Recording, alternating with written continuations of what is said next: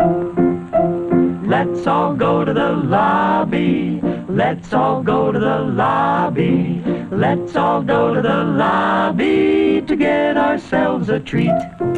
Delicious things to eat.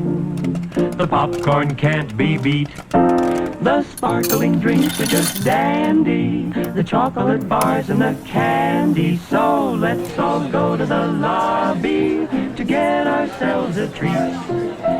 Let's all go to the lobby to get ourselves a treat.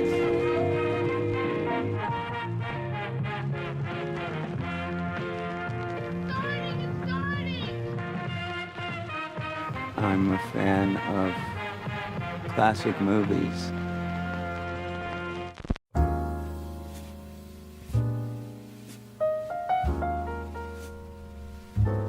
Hello and welcome to Overlapping Dialogue, a podcast of double features dedicated to programming the finest, most eclectic, and downright bizarre film pairings and cataloging the discussions that ensue. We're your co-hosts, Kyle and Levi Huffman. I'm Kyle. I'm Levi. We're also your gruesome twosome. Going off script a little bit. Welcome to Overlapping Dialogue. Here we are, first new ep of 2023. Any big thoughts on 2023 as of yet, Levi? Well, Jip Rossetti told us it is going to be the year of the pig, although this 2023 is going to be, instead of 1923, is going to be the year of the rabbit, as I looked up.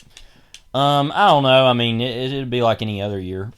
We're not really big New Year's people necessarily. No, that's what I was about to say. You're like, the first new episode of the year, which, is okay, yeah. But also is like, I mean, there's got to be one of them. It's got to happen at some point. So...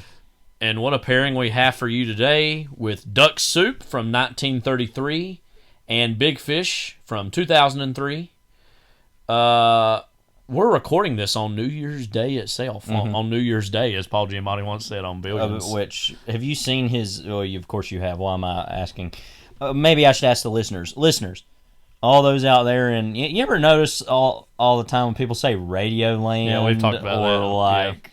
TV land, it's just like screw all that. Screw they you, live land. they live in reality, as do we. Yeah. But anyway, have y'all seen these like?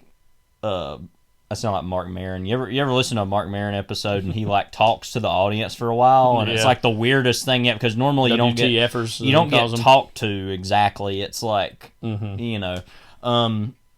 anyway, there's all these commercials with Paul Giamatti as like first he was Ebenezer Scrooge, and now he's Albert Einstein. But yeah, I don't know. I've talked about this with you. Like, if there's a lot of celebrities about dadgum stupid selling out, like how dare they do that? For Verizon, but with Paul Giamatti, he's getting a chance to be Scrooge for a while. The signal is totally ghosting me. But yeah, because I just love Paul Giamatti. Yeah, but on New Year's Day, let's go back to mention that, as there's an episode of Billions called New Year's Day, in which during the opening credits of which the song New Year's Day by U2 plays, and they are all going to meet on New Year's Day at the office, and Paul Giamatti says, on New Year's Day. And it's just like... Just a big moment. Why is it such a big deal about it's New Year's Day? Like, I don't know if we've talked much about Billions on this show. I will be with you again. That was a show we really loved. I loved. Yeah. I'll go as far as I liked it quite a bit. We didn't watch like one of the newer. There's been like, how many seasons of it have been even now on since we've been watching it? Like maybe one or two. 1.5. Because they had to finish the one, and then. But like we heard that Damian Lewis, he's not going to be on the show anymore. He's literally like the co-lead of the show. I'm not going to watch the show if he's not on it. Like, that's just stupid. I mean, I love Paul Giamatti a lot, but the whole thing was him versus Damian Lewis. So if he's not on it, then it's like, well, what is the show? Yeah, I don't know. I don't even know how they wrote him out of it. Anyways. What about Paul Giamatti versus Damien Chazelle? There's a good question. Maybe one day they will do battle. Maybe he'll be a jazz drummer. Yeah, like in the vein of some Chick Webb, from Taxi Driver, whatever that. I'm in a really bad mood right now. Let me just say, yeah. My Carolina Panthers lost to the friggin' Tampa Bay Buccaneers. Friggin' Tom Brady, geriatric. How old is he? Like Jerry 96 Jones, years old. Jones. Jerry Jones, who participated in like the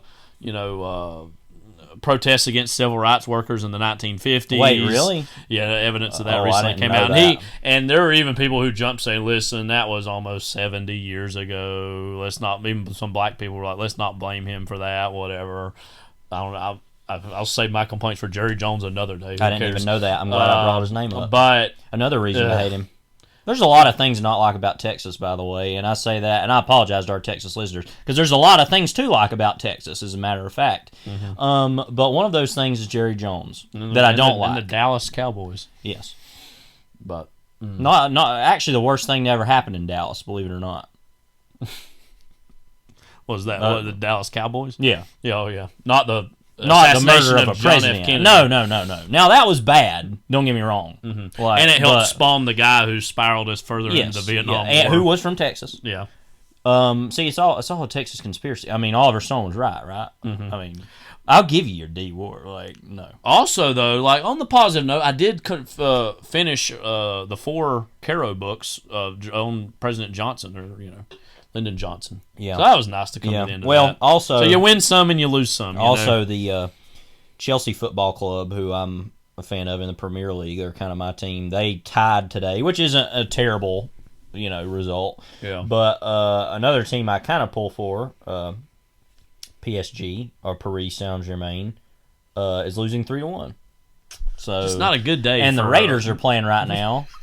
And let's see how they're doing. Derek Carr. Well, 10-7. Yeah. Ain't too bad. There's been and this is the end, effectively, of the Derek Carr era. Yeah. In about said Oakland, but it went back to Oakland way back when. The Las Vegas Raiders.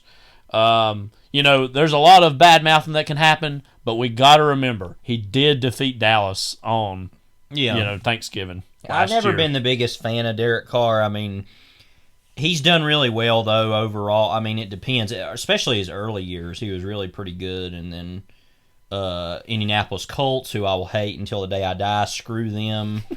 F them, frankly. I hate them in every conceivable way. But wish their fans nothing but the best. Oh, yes, of course. Well, there's many reasons why I actually don't like them, and one of them is that an injury that occurred in garbage time of a Week forgot about 17 that. game. No. I will never forget it. It was the 2015 season that basically prevented the Raiders from really going far in the playoffs that year. And they had the ability to maybe Didn't they get in still? Yeah. But was it Carr got hurt? Was it? That's what I'm saying. He got hurt in an injury at the end of that game. Yeah, right. And then so I think they went to a wild card game and maybe beat Houston. I don't remember the exact. They might have lost the first week, or maybe though. they I don't did. really I don't remember. know. Yeah. It's all confusion. But anyway, yeah. I mean, it's just a travesty, is what it is. And yeah, it's. I'm not even going to talk about the fact that Tom Brady may or may not go to the Raiders. We can save that for when it happens. Yeah, if we'll freak out appropriately if right. when that happens. I'm not going to exactly believe it right now. Mm-hmm. Yeah, let's see. Let's look at that 2015 season. Was it that season? Maybe it was Because- 2016 season. Go to that one. Let's see. We're going to get to the bottom of this here. Back when Blackjack Del Rio coached there. Let's see. Okay, so yeah, they beat the Colts and Oh yeah, they Christmas beat them. Eve, That was what was so stupid and about they it. lost to Denver.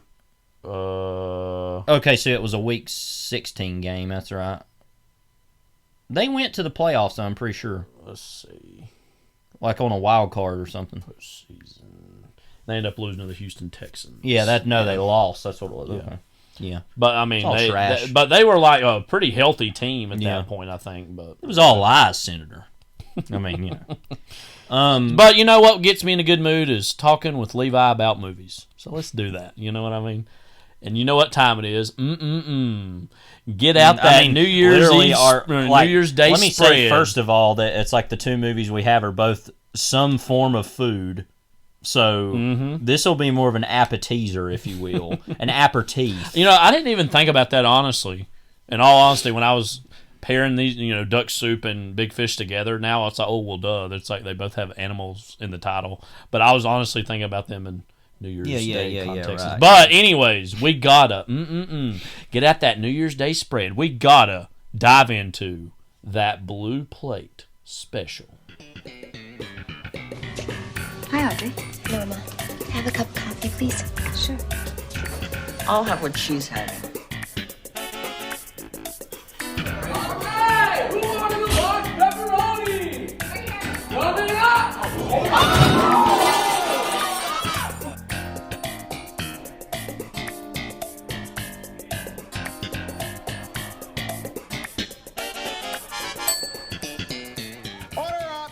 Duck Soup and Big Fish are right here,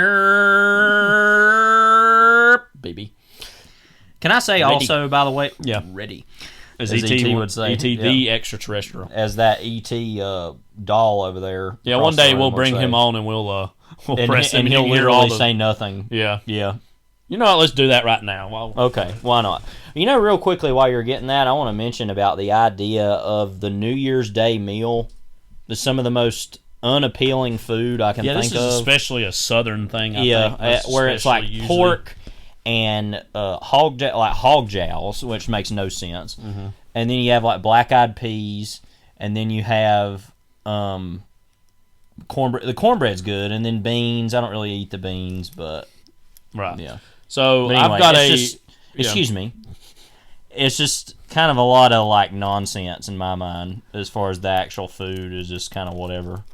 Right. But So, anyways, on the more important things, Yeah. I have an E.T. the extraterrestrial special Build-A-Bear, which I think is a really good design. no, it literally it looks like E.T. but it's not like it make.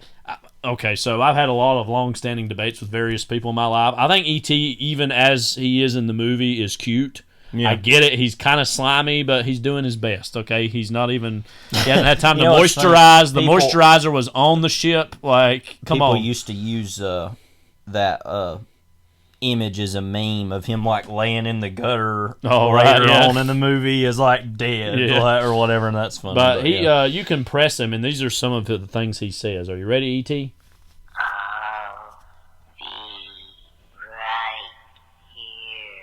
Let's see another one here. Just in case you forgot who he was. Yeah. You know, Elliot himself.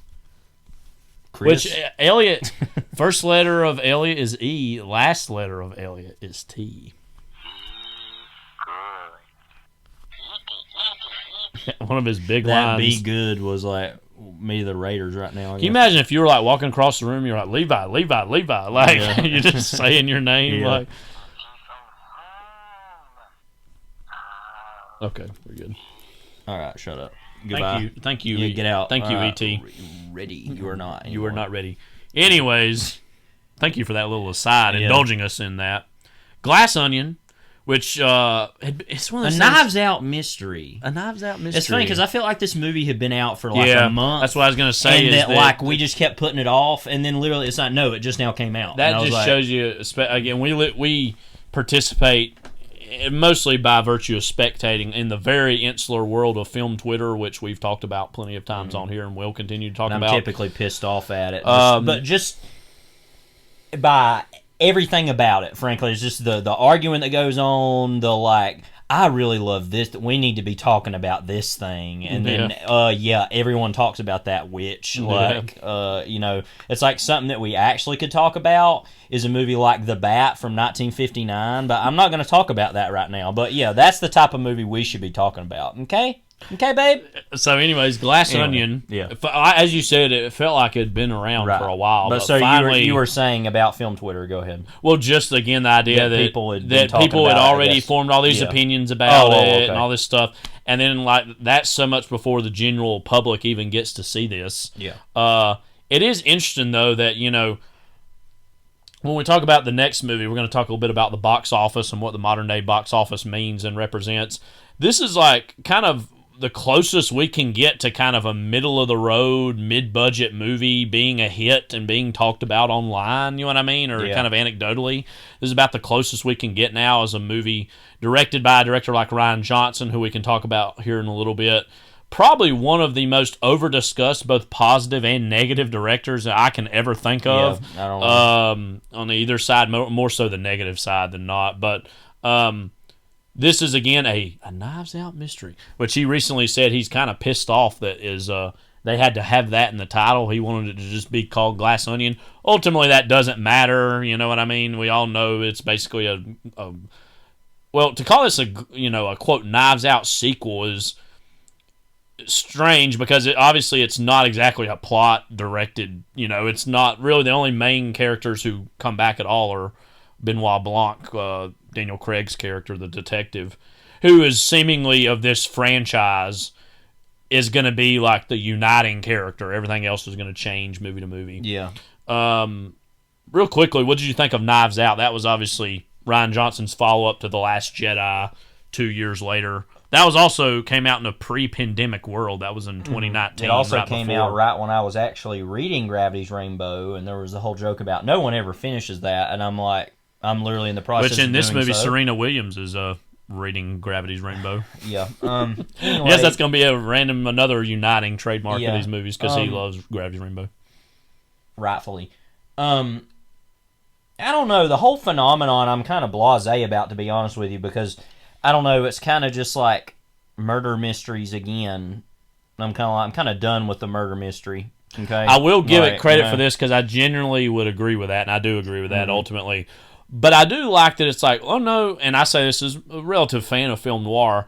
Let's not make this period pieces. Let's do modern day murder mysteries. and I mean, also that some way we talk all the time about. We kind of bemoan the lack of contemporary films being made, even though we love period pieces too.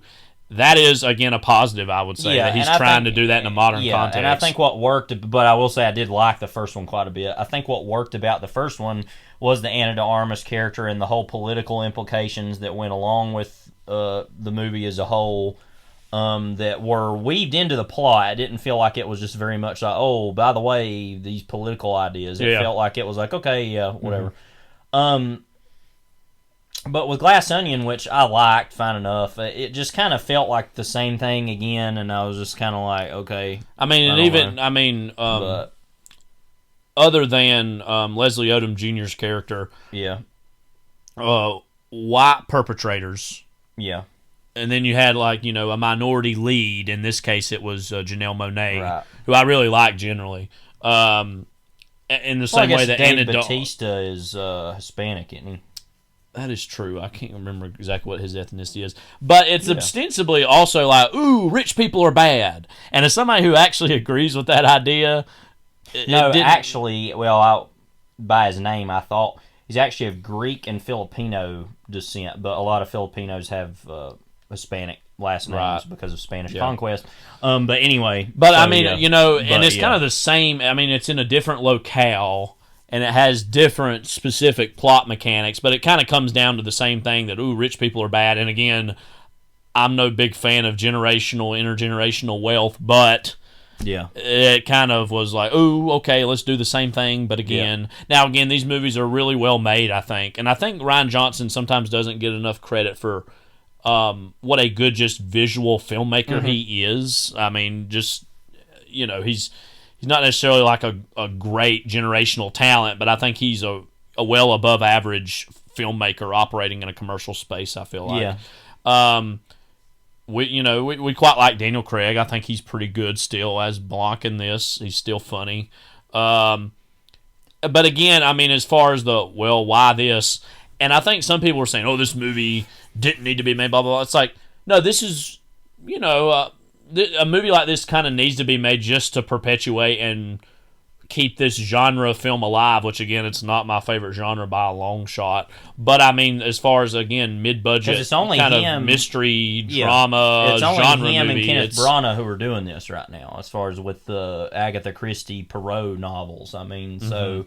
And I haven't seen any of those at all. I saw the first one. It was okay. Yeah. And the trailer for that movie is hilarious. That first one is just so...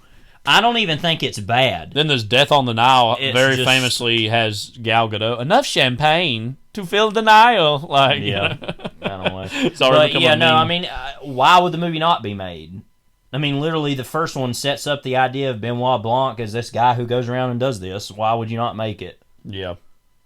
It's like, for once, I'm like, no, make the movie. It doesn't matter how great it is, But I mean, we talk a lot about movies that are corrosive and don't need to be made. Yeah. This is a movie that totally is minding its own business and isn't harming at all the industry in any way. Right. And again, this movie, both the praise of it, but again, more so the negativity of it. It goes back to this larger Rian Johnson question I have: is why are his movies generating this level of discourse It's either mainly way? because of Star Wars is the main issue. I mean, I don't feel that people cared that much either way before that movie about what his movies were or anything.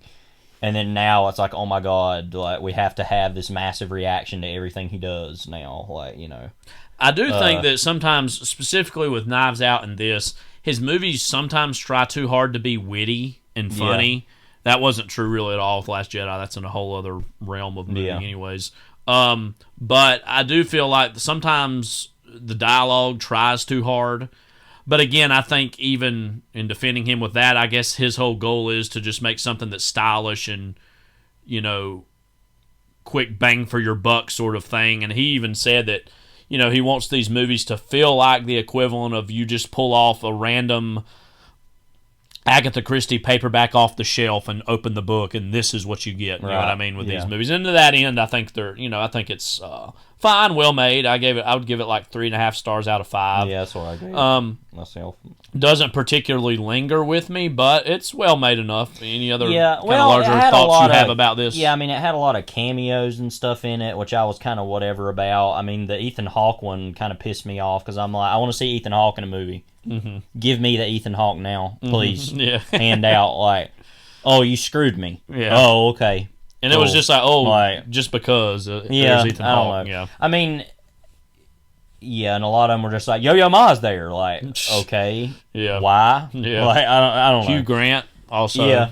Well, that also revealed that Benoit Blanc is gay, which doesn't surprise me or anything. But it's just an interesting wrinkle of, okay. But then they didn't even technically share a scene together. No, which is interesting. Yeah. But no, I mean, I thought it was a pretty good movie. I mean, I thought that Edward Norton, I thought was a good enough villain. Which I guess that's kind of spoiling some things, I guess, by saying I that. don't feel like that much. But I feel like it's implying that very heavily. Because, this movie tries to do some of the same games that the first one did, but the first ones was just so much more interesting of like, oh, this thing happened, this murder happened. It's like, oh, but was it actually a murder? Mm-hmm. And then, like, all of that was very interesting, I thought, of like, oh, actually this. And then that felt way more like subversive and organic. This feels kind of like it's trying to do that again, but just not as interesting. And it was fine. I mean, it's one of those things where it's kind of hard to replicate that, and I felt like this is as good of a version of that as it could be, honestly. So that, in its own way, I think is a. What's your interest level in seeing more of these? Yeah, why not? I guess. Yeah, I don't know. It's I mean, like, it ain't that big of a deal, but this one was a little longer than it needed to be. I feel like, I'm not one to complain. I'm definitely not one to complain for long movies, because the next movie we're going to talk about, which is like my second favorite movie of the year, is like the longest movie. Well, no, I guess, I don't know. Way of Water and that are like right neck and neck, I think. In the box office? Minute-wise. No. Oh, you mean runtime-wise. As far as how long they are, but yeah, I don't know. I thought those. I mean, again, good, like, whatever. But it was just a little bit longer than it needed to be, I thought. We really prize going out and seeing movies theatrically if possible, even though that's a commitment. These are movies, though, that I'm perfectly content to see at home and like don't feel like I'm, quote, missing anything with, that being released via Netflix. And so Glass Onion, again, we liked it. Check it out. If you like Knives Out, you'll probably like it. If you didn't like Knives Out, probably not. Again, I would rank Knives Out a little ahead of this. Not dramatically, but as I said earlier, and as you said, I do think the socio-political statements of that are more natural to the plot than are with this. But that's Glass Onion. Babylon, the newest release from Damien Chazelle, the big Christmas blockbuster spectacular of Babylon. Damien Chazelle's latest film. Damien Chazelle, of course, made Whiplash, La La Land, First Man, which is his most recent movie, which came out about 4 years ago now. It was 2018, I think, right? 2018? Yeah. Babylon is basically... Or as little Jacob would say, Babylon! Babylon is basically a look at 1920s, 1930s Hollywood, kind of the transition to the sound Back era. 1926 to I think about 1932 or 3, something like that. And then 1950s randomly at the end. And then beyond in other ways, and too. then Something- infinity, I don't know. yeah. Whatever happened there at the end. So this movie has, written very divisive in a way that few movies I think are divisive It's pretty exactly ridiculous, nowadays. actually. Glenn Kenny, a critic I quite respect on Letterboxd, gave it a 0.5 star. Jacob Knight, another critic I respected, gave it 5 stars. Where does Levi rank in that equation? 4. Why do you think this movie is as very divisive close as to it 4.5. is? I don't know, because and I was having this conversation last night actually with some people I won't name who go to our church, and nothing against them at all, but just no point in saying who they are. And I kind of was talking about the movie a little bit, and I was saying that overall it's my favorite Chazelle movie so far, even though that La La Land I think is better and his best. Whiplash I like okay, but I've never been as crazy about that. Well, funny, quick kind of side note on Whiplash. I remember I saw that right before I went to college, and my first class I ever had in college was a history of jazz class. I remember watching that movie and thinking, is that what this is going to be? And of course it wasn't, because I wasn't expected to perform. It was literally a history of An appreciation of. Yeah, and you literally took classes. Also, R.I.P. to Andrew Whittington. He was my professor. He actually died of cancer a few years ago, and he was a really good professor, and I liked him quite a bit. He played jazz piano, and he was really good because randomly there was like a piano over across the room. And every once in a while, and sometimes he would just walk over while he was talking and play and explain things about harmonies and melodies and stuff, and talk about different things. But anyway, so I thought, oh no, this is gonna be like that. But anyway, that movie's fine. La La Land's really great. Like I said, I think probably his best overall. First Man I really like a lot as well, but I guess this just appeals to me in every way about what it is, what the kind of structure of the movie is, its grandiosity, its ambition. But I was talking to, like I said, some people last night about this, and they were like, yeah, I don't know if I'm a fan of his. And I'm just like, what's the deal? Everybody. There's a lot of people like, everybody's like, I don't like Chazelle. Why? Nobody can tell me why. Nobody has any reasons. Part of it, I think, I know a big part of this is that a lot of musical fans really did not like La La Land because it was not enough of a musical.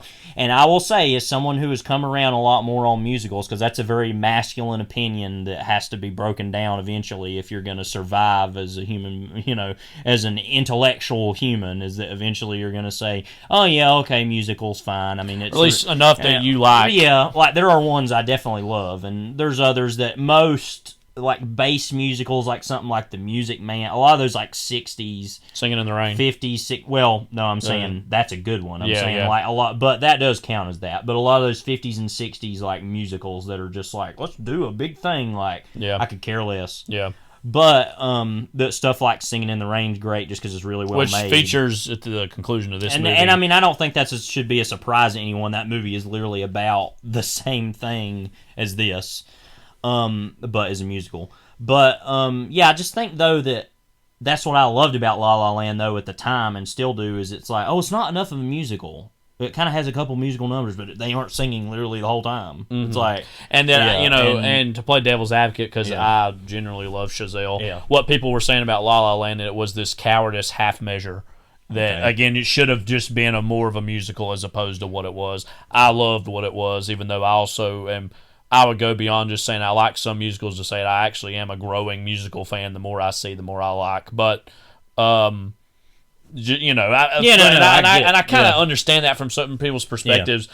But the magic in a bottle of Ryan Gosling and Emma Stone in that moment of their careers being in that movie together was something special that I think and their people are going to look back have on. Also, kind of been on this weird hiatus for a while too, of just kind of a question mark of what are they doing exactly? I don't really know. Emma Stone, she won an Oscar for that famously, and La La Land famously did not win Best Picture. It briefly won Best Picture, but it was taken away. Well, he won Best Director too, so right. Genuinely, he actually did get to keep that one. Right. Man, what a night that was. But and then First Man was just an incredibly competent biopic. Well, just real quick, so, one last thing about La La Land go ahead. is how that all happened on Oscar night literally was like the ending of the movie Manifest. It was like, oh, you get the fantasy of what you think's going to happen, and then like Chazelle nodded like Ryan Gosling did at the Oscar statue, like. And it's goodbye. almost, I bet deep down he had to laugh of like the irony of the whole thing. I bet he thinks it's hilarious now. Yeah. I mean, and there was that really great. Was it GQ that put it out or Vanity Fair? Somebody wrote literally the day after Hollywood that. Reporter one. They did. It was Jenkins and Chazelle literally got together the morning after and talked about the whole thing. Yeah, and were real nice, and everything about that was just great. It was They're not like really the closest great friends, but they are friends, and they met literally promoting their own movies that year. And so so that all turned out really well. And Moonlight's a great movie too. So and Barry Jenkins, like Underground Railroad, amazing as we talked about. Right, yeah. and If Beale Street Could Talk, I think is a really good movie that nobody really talks about, but I really liked. But then First Man was anyway, him doing a little bit more of a conventional space movie. Yeah.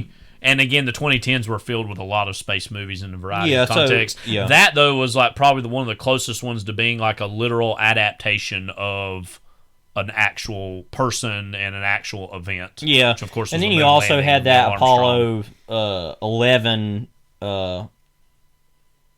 documentary that came out a couple years ago. I guess it was probably 2019 when the 50th anniversary. Right.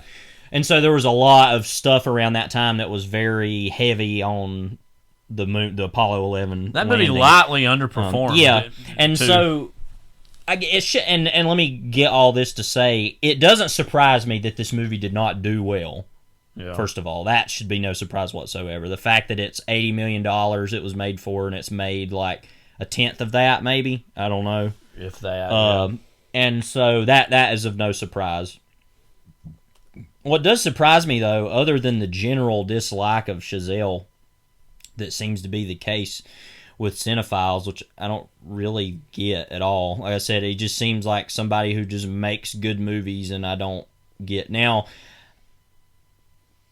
I'll say this. I think I can see where people would be annoyed, maybe, possibly, by his more jazz-oriented movies of like being very stylistic and being very like fast, and I think that there is a certain confidence that he exudes in making things that people see as arrogant, maybe. So I could see that, but I don't know how you watch a movie like this, Babylon, and you don't care.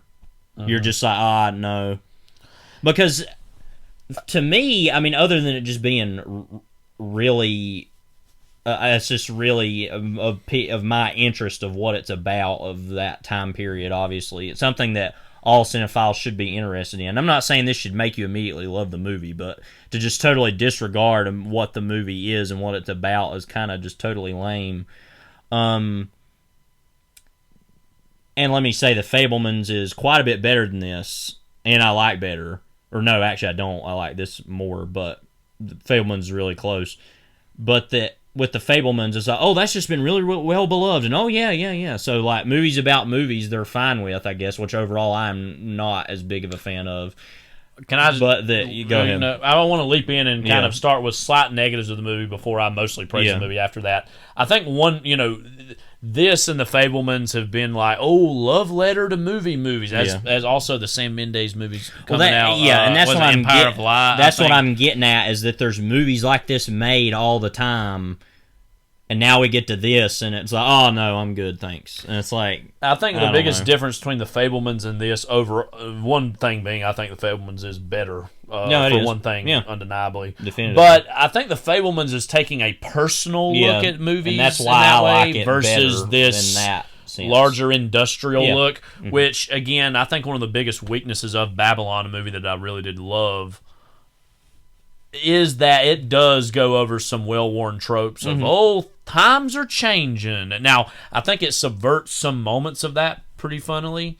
Like, there's I think one of the most memorable moments of the movie is as the jazz singer's coming out oh, this jazz singer's a talkie. It's all going to end the sound era. As we all know, these stories been told all the time.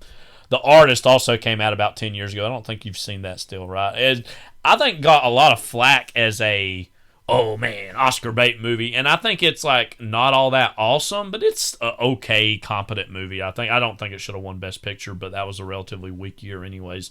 But there's a scene where in a bathroom where Brad Pitt's character is being told, oh, like, you got to check out this jazz singer. And then his character responds something to the likes of, do you think people really want sound in their movies? And then you hear a total buffalo butt dump from somebody in the stall, just totally letting it rip. And then the guy's like, yeah, I think so. And I think it like plays with it in clever ways, obviously. But it does fall into, the fading star of Brad Pitt's character a little bit, who I love in general. And I think he's really good in the movie, but as you wrote about really extensively and well, and I'll put a link to your latest Out of Pocket in this episode, is that, on the page, the character's pretty rote and pretty, okay, so what?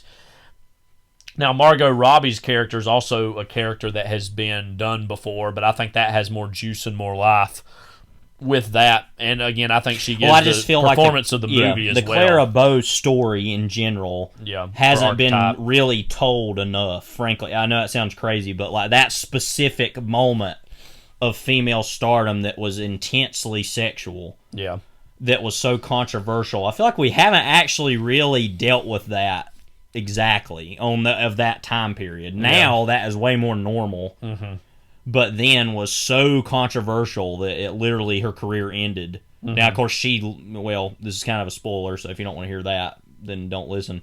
But she lived until the 1960s. That was not the case with Nellie Leroy. Played by Margot Robbie, you're right about that. That it's and overall, that's why I think that The Fabelmans is better, and it's pretty close about where I like them. They're pretty similar, but I just love the look and the feel and everything about Babylon. But one thing about Babylon, though, is that I actually do feel that it is it's very much how do I put it? Champions the idea of the auteur, the lack of auteurism in early movies. That it was every person involved was a professional and actually gave something to the movie. And in that way, and this movie is very much about ethnicity in a big way, and showing how people were, and it's not exactly and it's not always obviously a positive view of that. I mean, it's very much showing that yes, all of these people did contribute. Like Lee Jun Lee's character, the Lady Faye, which is very much it's kind of a weird character because it's kind of a Marlene Dietrich analog, but that she's Asian, Chinese. But that with that character, that she literally wrote the inner titles for movies, but then later on is basically kicked out because of Hollywood because of her sexuality of being a lesbian, and also her relationship with the Nellie Leroy character is being seen as very like immoral. And so she was kicked out. The Sidney Palmer character, played by Jovan Adepo, who was sort of a Duke Ellington type, I guess, in the sense of like a lot of those early jazz movies had Duke Ellington in them a lot. And a lot of those but that he is literally forced to do blackface because he is not black enough for the lighting. That whole of character in that else. storyline was one of the more underbaked aspects of the movie. I felt like I kept expecting there was going to be more of that. I would have liked more of that too myself. That's what I was going to say. Is that's one thing that there could have been more of. And then I'll go to what my ultimate kind of criticism of the movie is in a moment that I wrote about. But there's all these different people, and then even Spike Jonze's German director, which I didn't realize was Spike Jonze until the end of the movie. I was like, oh yeah, I guess that was him because he was bald. I haven't seen him in a while. He hasn't been doing anything, so he's not made a movie since Her, which is going to be 10 years ago also now. Olivia Hamilton's character is the female director, and so and even the James Wong Howe minor appearance, I guess, in the movie, is all to just say that the movie's very much a lot, and even, of course, clearly, Manny Torres being the main character, of all these different ethnicities that very directly influence these big movies in some way, Now, part of the issue, though, and what you were kind of referring to, is that there's so many of these characters and so many stories that honestly 3 hours is not enough. Like, it cannot This could have been a fit miniseries everything in. Yeah, and I'm glad it wasn't. Yeah, I'm right. glad it was a movie, and that goes to show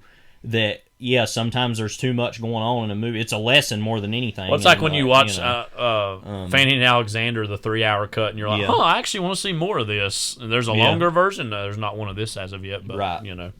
But and I've only seen the longer version of that, so I haven't seen the theatrical version. But that's all to just say, like, there just needed to be more, and I felt like Chazelle spread all the characters a little too thin.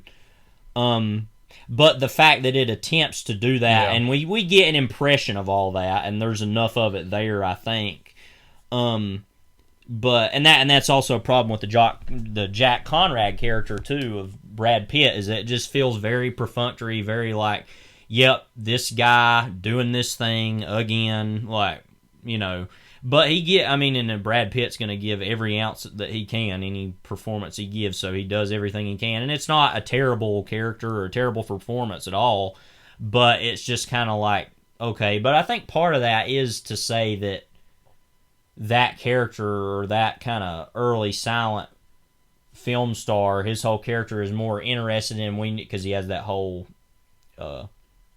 monologue about we need to challenge the form and blah blah blah, which is a little too on the nose, I thought, that whole scene. But and that him acting as this kind of junction for all these other people to come into Hollywood, I think, is what the character ultimately is about.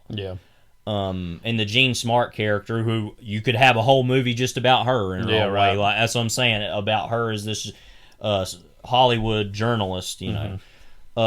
That who was like pretty influential in talking and setting the dialogue for how movies would be perceived historically. Right. I think one of the most heartfelt moments of the movie is, you know, the last scene her and Pitt share together is where she's talking about 50 years from now people will be born, and she's effectively talking about people of nearly our age or generation, and that they're gonna see you in movies and think that they know you, and that, you know, you're gonna become this like this eternal ghost. And that whole scene I thought was really well written, and kind of ultimately almost justified the Conrad character's existence, because even he kind of walked away and acknowledged that, and that validated his experience. I think the decision to base this around a Latino American character, specifically a Mexican American character, was among the most savvy choices Chazelle could have made.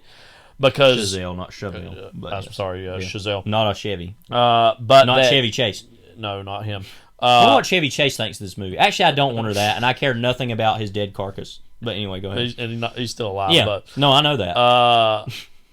But Manny Torres. Well, don't worry, I'm waiting for the call. Is all I'm saying for his demise. But anyway, Leroy's, Margot Robbie's characters, that central romance, and it is a romance that's not as satisfying, I think, maybe as people would want it to be, but it's a romance that takes time to build to. It's not something that's immediately exactly clear. He loves her from the first time he sees her, but she, distracted by a great many things, it takes her a long time to kind of really see and realize that. But to make this the main avatar for this story to be a Mexican American character who kind of appears and disappears, and I think kind of briefly becomes like almost the head of the studio, and then he is down on his luck, and then he's working selling radios at the epilogue of the movie.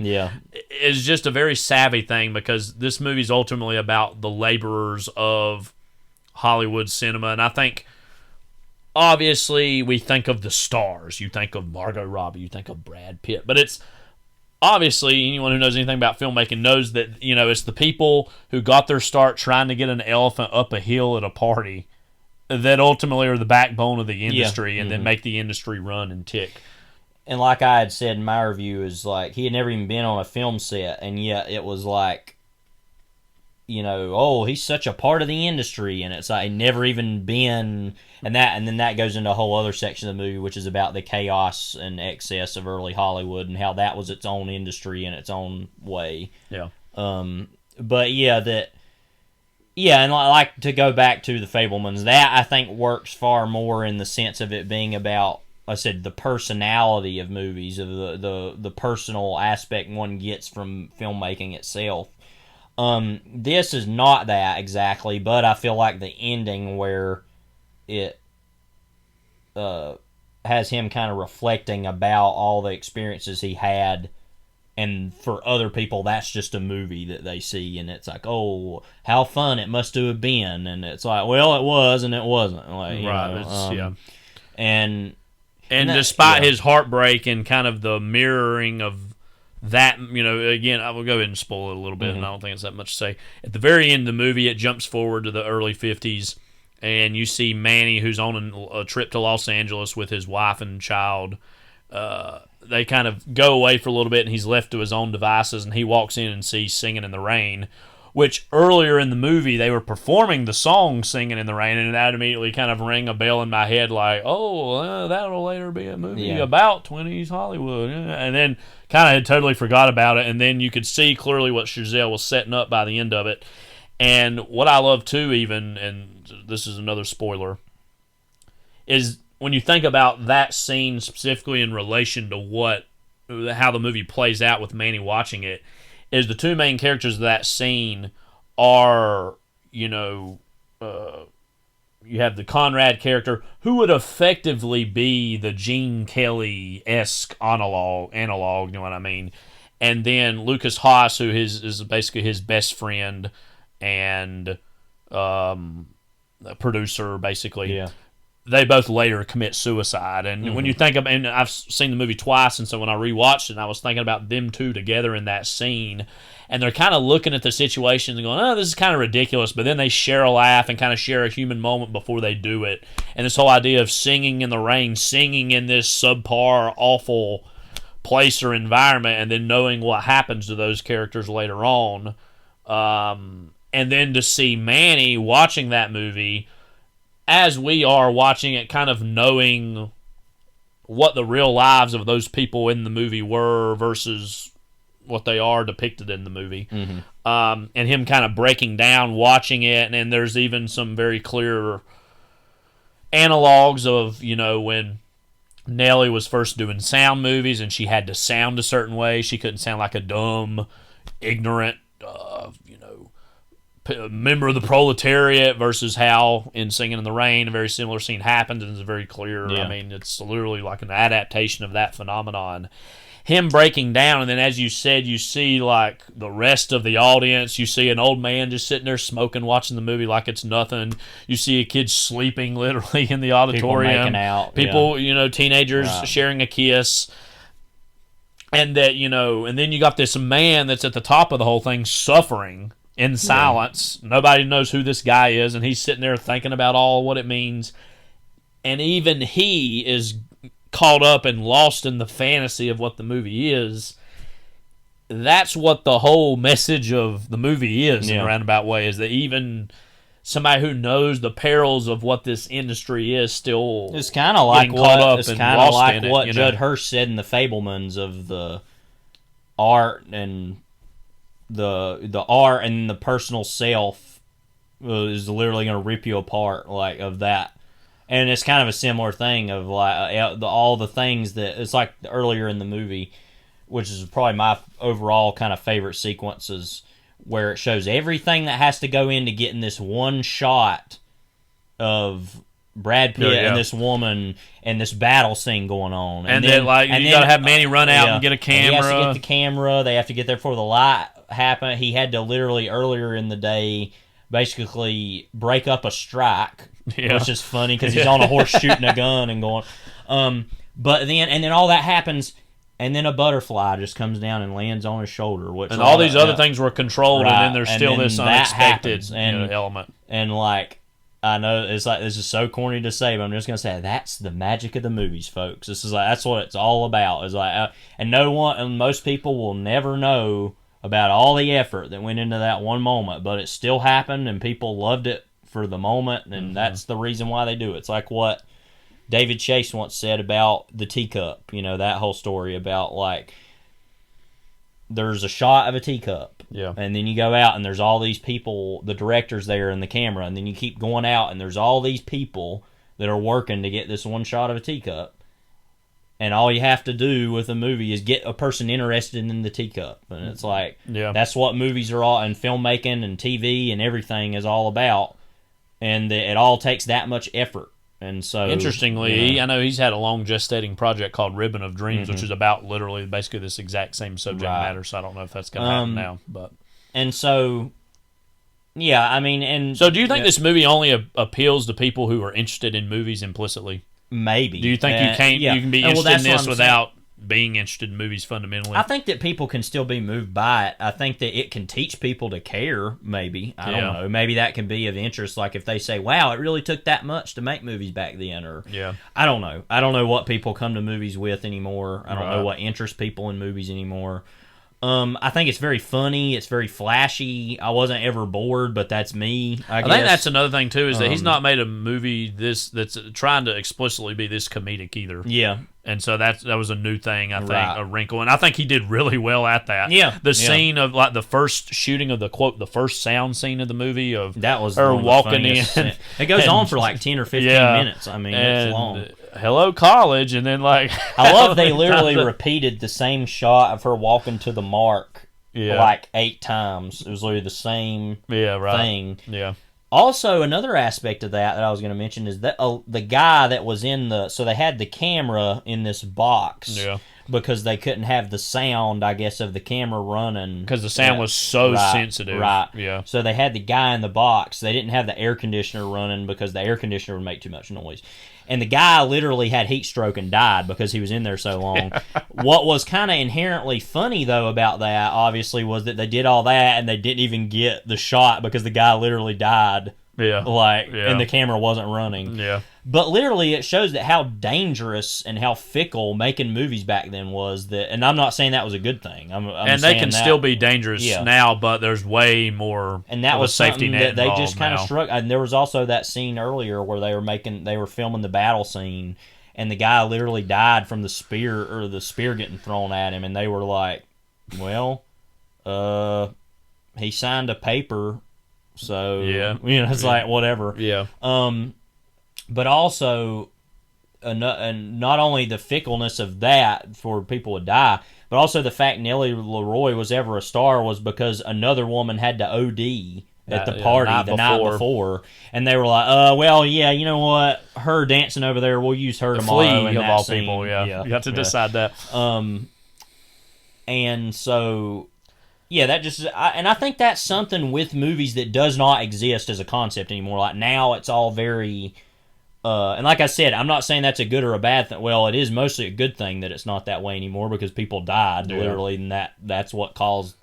That's why everything was so crazy was because the people reason died, that movies are not as good anymore has nothing to do with whether or not people are safer. But what I'm saying is that was a whole different era of movies that is totally different from it is now. So I think that is something that I think would edify a lot of people maybe is that like, wow, movies used to really be like this. And and it was literally like a gold rush of its own way of like, we all got to come and do this thing and this is the new thing. And it took people like the Conrad character and others to finally realize, hey, this actually is something we can make out of this, because that's obviously, like we've said before, movies began as a stupid little carnival game. It was like, oh, you come and you look at this image that moves, and that to make something out of that it took a little while for people to finally, well, in Europe it was a little bit different, and movies were being made in the 1920s that were obviously D.W. Griffith and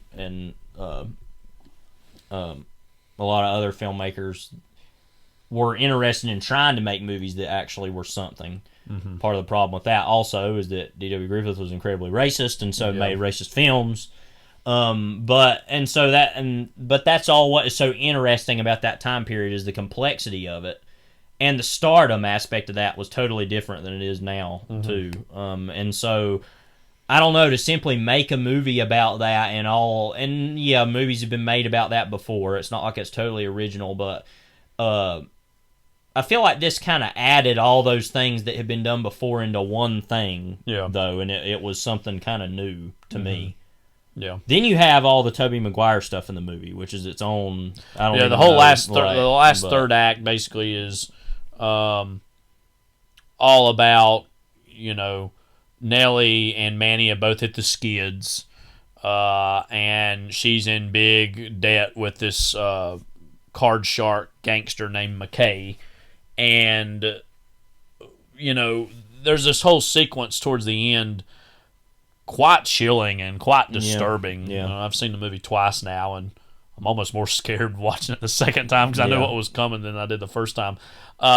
You see McKay take Manny and the Count, which is one of my favorite side characters in his headshots that never got seen by anybody consequential. Through this, and can I say this is a spoiler? Immediately murdered right after that too. It's like we literally see the headshots, and then another headshot occurs. I guess his roommate Kyle died. Who's just like, that was a loss for you. I know, But by the way, the look on that guy's face that comes in and kills both of them, he's literally just like total robotic automaton human being. Like, it's like, do you have a pulse? Like, hilarious character. Anyway. But so McKay's the Tobey Maguire character, very chilling, and there's kind of a funny, disturbing little scene before that of him talking about what his film ideas are, all of which are, let me say, incredibly interesting. Let's just say that. I won't even say what they are, but And so he leads them through this. I don't even know how to describe it. He described it as the a-hole of Los Angeles. Yeah, and I think it's basically like a underground club, basically. Yeah. That has multiple levels of depravity. Very forward-thinking in its musical choices, let's just say. But and one thing that really got me watching it again, when I saw it the second time, I noticed it more, was, you know, there's the whole song towards the beginning of, you know, My Girl's Pussy or whatever. And then you hear that song again, but like this recorded version of it, and it's just in a much more disturbing, a less alive context than it was earlier in the movie. And you can see Chazelle kind of ruminating on the aspects of what you just said earlier, that in many ways movies started off as a carnival sideshow attraction, and due to the conservatism that started to hit America in the late 20s and early 30s, which was why the pre-code movies started to go by the wayside, was that conservatism, that there was still this hunger, this lust, this thrill for among the most disreputable things or disgusting things you could see, and you see that playing out in that last horrific sequence. Which is ultimately what the 20s was in its own way, but it's not ever seen as that exactly. It's a lot more flashy and big and jazz, and whereas like the early scene of the orgy that's basically going on of that big party is like, that's the worst we could see. And then you see what the regular everyday, I guess, people, the blue collar version of that is like even darker and weirder and more disgusting. Like I said, it's basically like the carnies got together and did that. And so so I think that is its own statement of the movie, is like, this is also what the 20s was, and what I'm always preaching, because the 20s was like that, and the 80s, as we've said, were the two worst decades of the century. Another thing about the 20s, other than the ones that contain world wars, but I did think it was interesting that as it transitioned to the 30s, the Depression was not inherently an aspect of the story. Yeah, and in a weird that was way, I thought too, it was kind of like they just ignored that, which is fine, whatever. Which I think weirdly, it depends on where your story's taking place in, is actually sometimes the best thing, the better impulse, because sometimes people think the Depression was like devastating to everyone. And it's like, well, if your life was already not great because you peddled away your savings, then it wasn't going to be that much more of an extra thing to deal with. And it also wasn't going to affect the movie people as much because... But it does subconsciously translate to the apocalyptic tone of the third act. For Conrad, he knows that he's at the end of his own rope. For Manny and Nellie's like characters, that they're at the end of their own rope. That there is a closing of an era aspect that's never mentioned explicitly as the Great Depression's here, because that's a slightly other thing too. I really love the set at the end, that street set that they had at the end of the movie, where they go to the Count's house. Yeah, and it's like the street outside of that, like. It looks dirty and dingy. Well, and it also reminded me a lot of like the ending of Chinatown, of like the street at the end of Chinatown looked a lot like that. And also, there's literally like chairs out in the middle of the road. There's trash. And it just feels very like apocalyptic in that way, and a very Great Depression kind of image. Yeah. Like we had said, there were some Hoovervilles in the movie very briefly. I mean, so that's all going on, like I said. But I like that the movie it knew that you knew that, and it was like, you get it, and kind of moved on. It didn't make that big of a deal about it.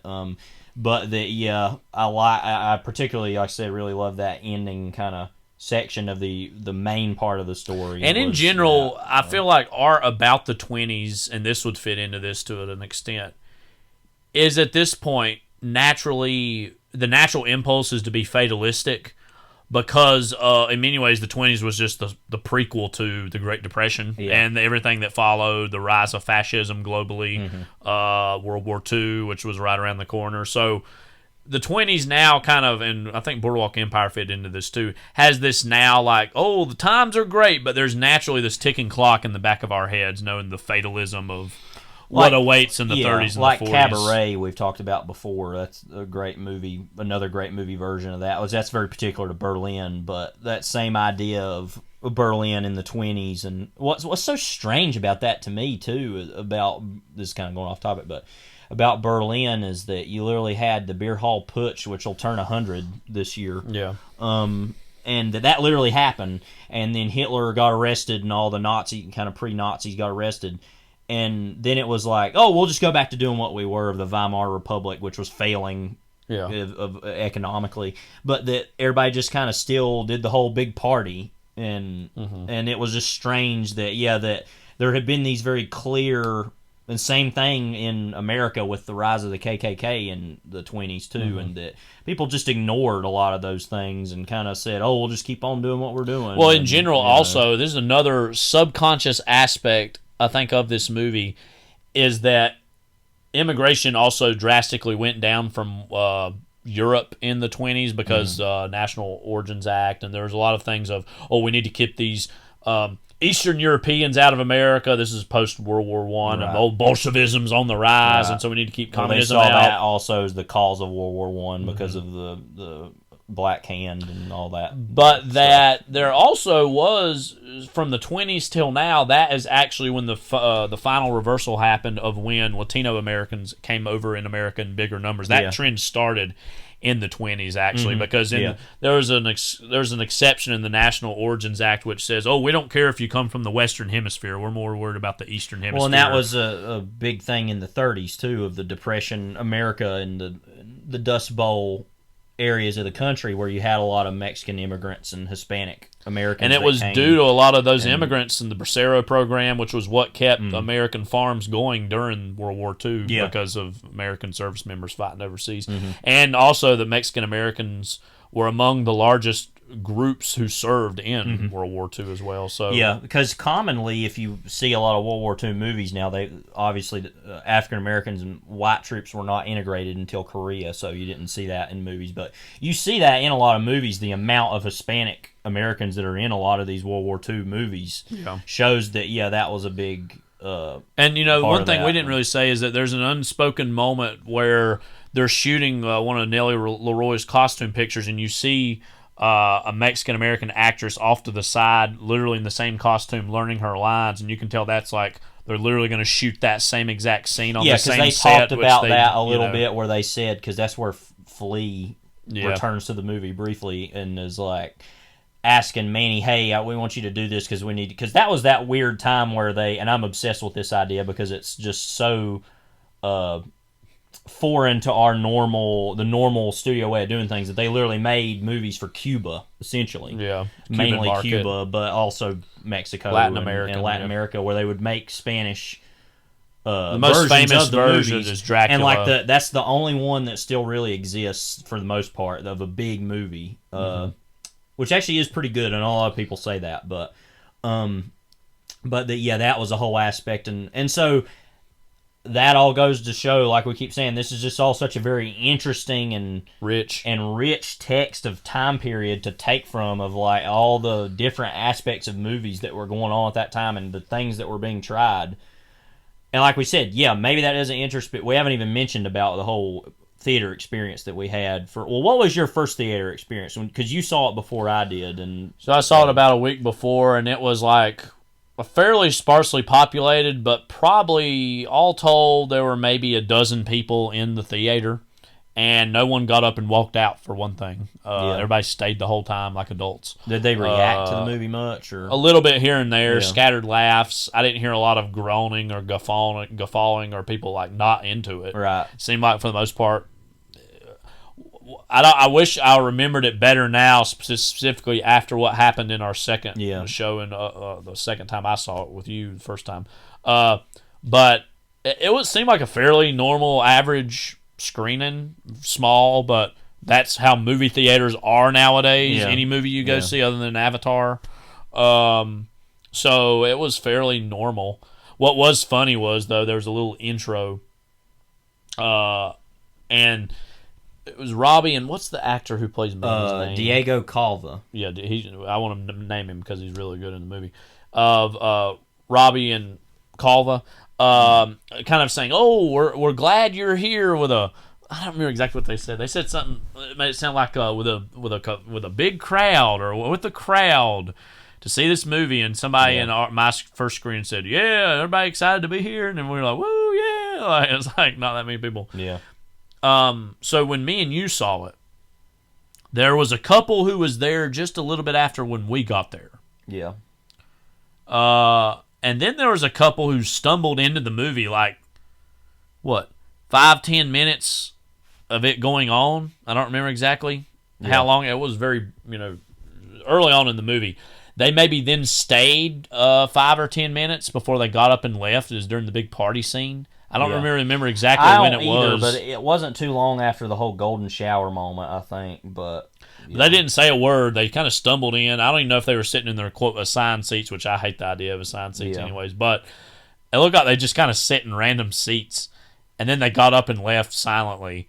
And then the other crowd, the other two people, they stayed at least through the title card, which happens about 30 minutes into the movie or something like that. Yeah, they left at some point in the middle of the whole sequence of the whole day of shooting stuff. And there was nothing that I remember. That's why it was so unmemorable, was because when they left, because it was just like nothing bad happened to make you made it through all that. Yeah, I don't know. And then deep down, the whole time when I'm seeing people walk out, I'm thinking, you ain't even got to the a-hole of Los Angeles part yet. Where a man literally eats a rat live. Yeah. Why do people act like this? What, get up and walk out? Yeah. I don't know. Because it's like, you already know how long the movie is. I don't know why you paid for it. Like, as you say all the time, buy the ticket, take the ride. They better not have asked for their money back. I'll go find them and go, hey, like, that's all I'll do is point at them and go, yeah. I'm not going to do anything to them. That would be weird. But yeah, I don't know. It's just so strange. It's like, I don't know why you'd come to, and that's why it makes sense why people didn't come to the movie. That makes sense to me. But why you would come and then be like, I don't know. I just don't know. Yeah. I've sat through plenty of movies that I've only ever walked out of one movie. I probably told this story before, and it was by far not the worst film I've ever seen in a theater. I just happened to be in a relatively bad mood that day when I saw Les Miserables, UNC Wilmington's campus. And there was just I was just in not a great mood. I wasn't feeling all that well. I think my stomach was kind of hurting, and it was in the middle of the scene of Hugh Jackman and Russell Crowe. They're like fighting, but they're singing to each other while they're fighting, And I was just in a mood. I was like, enough of this. I just don't want to see Yeah. this right now. And got up and walked out. And I wish I would have stayed for one thing, but it kind of makes me laugh that I just did all this. I just got up and walked out, and Philip, our cousin, was there with us, and he said he had a feeling that the way I got up and walked out that I was just gone. Like, that was it. And it was. Then I went back to my room, though, and watched American Graffiti, so not all was lost, I guess, that night. But I just happened to be in a bad mood. I have seen way worse movies than Les Mis. I mean, I liked it fine enough now that I think about it. I'm like, oh, I'll give that a chance one day. But that's the only movie I've ever walked out of. There's been so many other movies that are like way worse than that. I thought were awful, but I thought, oh, I'm at least going to watch this through the end. That was a kind of a random moment of weakness. But again, I don't know. It's like it's a big Christmas season release. I know a lot of people are turned off by quote, oh, it's a 3-hour movie. It's like more and more I'm saying, you know what, just give me as long as you want. I don't really care. Yeah. The only thing that really pisses me off is, as we've talked about before, the Marvel the blockbuster 2.5 or 220-hour movie is one of the most aggravating runtimes I can think of. Avatar: The Way of Water was, of course, plus 3 hours. Go ahead, who cares? Yeah. Once you reach past like the 2.5 hour point and you're a blockbuster and you're like getting closer to 3 hours, it's like, fine, go ahead, I don't care at all. But just again, it was just very distressing to me and kind of made me laugh too of people getting up to walk out of this movie at the points that they did, because I was thoroughly entertained myself. But again, we care more about movies intrinsically than other people, I understand, but nonetheless, why they did that? I don't know. But like I said, that makes a little more sense to me than the cinephiles, though, because I'm like, what's going on with y'all that y'all just are not? And it's just hilarious because I already know this movie's going to be well beloved within 5 years, and everybody's going to be, oh no, that was really good. Yeah, it was. Mm-hmm. Like, where were you? I don't know. What do you think this movie's lack of success means for movies of this type generally, and for Chazelle specifically? I mean, I don't know. Like I've said before, I don't like to predict anything. I mean, it's clearly these types of movies aren't going to be happening very much anymore.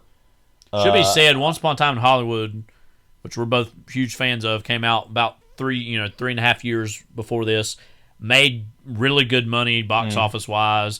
Is a similar enough movie, similar enough in broad strokes in terms of this. That movie is more openly nostalgic, I would say, than this is. But like, movie about Hollywood, and this goes to what I was saying earlier, people just not care fundamentally about movies about Hollywood. And I do think that sometimes it's like, all right, enough of this. We're going through a random rash of that right now. I don't think that's going to be permanent. I mean, there's always been movies made about movies, but I think we've went through a particular wave or phase of those. I don't know how long that's going to last after that. Yeah. I mean, it's not the end for everything. I mean, or him. I don't know what it'll mean for him. He'll have to take some...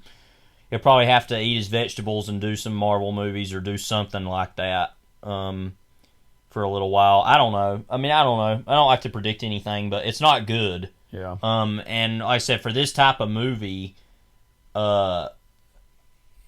yeah, I just don't know what this type of movie's whole future is at all, because it just doesn't seem likely that a lot of them will be made. So, I don't know. Nonetheless, we were both big fans of it. Yeah.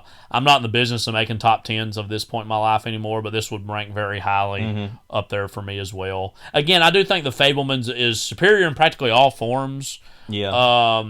In large part because of how more personal it is. Yeah. And that, again, Spielberg's been on a really hot trend anyways in terms of his historical dramas, and I think the personality behind that movie really gives it what it is. But nonetheless, Chazelle's still a filmmaker we're very much in love with and interested in seeing what goes from here. Again, as you said, I think some years are going to pass and people are going to be, oh my God, Babylon was so great. Why didn't it make more money? And it's like, well, where were you? And maybe you win. I don't know. But like in general, do you think this is going to, even the average public, this is going to hit Paramount Plus within a day or whenever they decide to put it on there, and it's like, oh, you know what, actually, this ain't so bad, and that just something like this is going to be a lot less challenging for people, quote, at home than it is seeing it in the movie theater? I think it'll definitely do better. Yeah. I don't know how much. It can't hurt. I mean, Yeah, I mean, people are just lazy now. They don't like getting out of their house to go anywhere to do anything. All they like to do is go drink. That's it. Like, go get drunk. Oh, well. That's Babylon currently playing in theaters, Yeah, but not long. Not long. And now we're magically in the world of January 2nd, 2023. Yes. Any thoughts about the last day that occurred over the past few seconds, Levi? Sports-wise, it was a total... excuse me, but a total F up. Yeah. Literally. We already like, talked about the Panthers losing. Yeah. Chelsea lost. Yeah. No, we didn't talk about Panthers. Or no, we did. Yeah. That's right. The Raiders lost. PSG lost. Yeah. But the magic of podcast editing. Just moments ago, we were at a slightly less bad place, but now we're at a worse place. Speaking of worse places, The World of White Noise, directed by Noah Baumbach. Most recent Noah Baumbach movie that dropped on Netflix. This is, of course, an adaptation of Don DeLillo's landmark novel, White Noise, which was kind of a... 1985. 1985, and in many ways, like, literarily... Is that a word? Literarily? Yeah. In the literary sense, has typified the 1980s in many ways about a lot of people's, problems or criticism with the 80s in the moment, which DeLillo was already ahead of and already... had in many ways written about some of those problems going back to the 70s, really the problems of modern America writ large. And White Noise is a novel. So he would later do that with Mao too, I think, for the 90s in a lot of ways. Yeah. And that was like early in the decade, so it wasn't even halfway. But that book is, I think, for a lot of people who are fans of literary fiction, just a really big, asteroid in terms of kind of hitting the earth in terms of just what it recognized about the 80s in the moment, things we've certainly criticized about the 80s after the fact. This is also the first adaptation of this novel. There's been other adaptations of DeLillo's work, the biggest of which was Cosmopolis, directed by David Cronenberg, starring Robert Pattinson. And I think that movie does a really good job of capturing DeLillo's prose, which reads great on the page, but sometimes, as a fan of literature and film, I sometimes scratch my head at how well it could be adapted. As a movie, what did you think of White Noise, Levi, and what did you think of it as an adaptation of the work of Don DeLillo? Well, I totally loved it in pretty much every way. I mean, it's a 4.5-star movie for me, personally. I think I'll be right there with you. I also love it. As someone who deeply loves Don DeLillo right. as well, And I know you're a big fan as well. Yeah. As far as adapting the book, I mean, it's a very funny movie, and I actually think it could play really well to audiences as a movie. I think they would think it's funny. I mean, if they would just watch it. But, of course, it cost $100 million to make, so it didn't really make any money because it's on Netflix. So I don't really know what that means. Movies that drop like that are kind of box office proof, though. You know what I mean? That's, I know. But and then Baumbach's had an overall deal with Netflix now that the last few movies. I just wonder how much that they expect to like what justifies that number exactly. Yeah, I don't know. I don't know.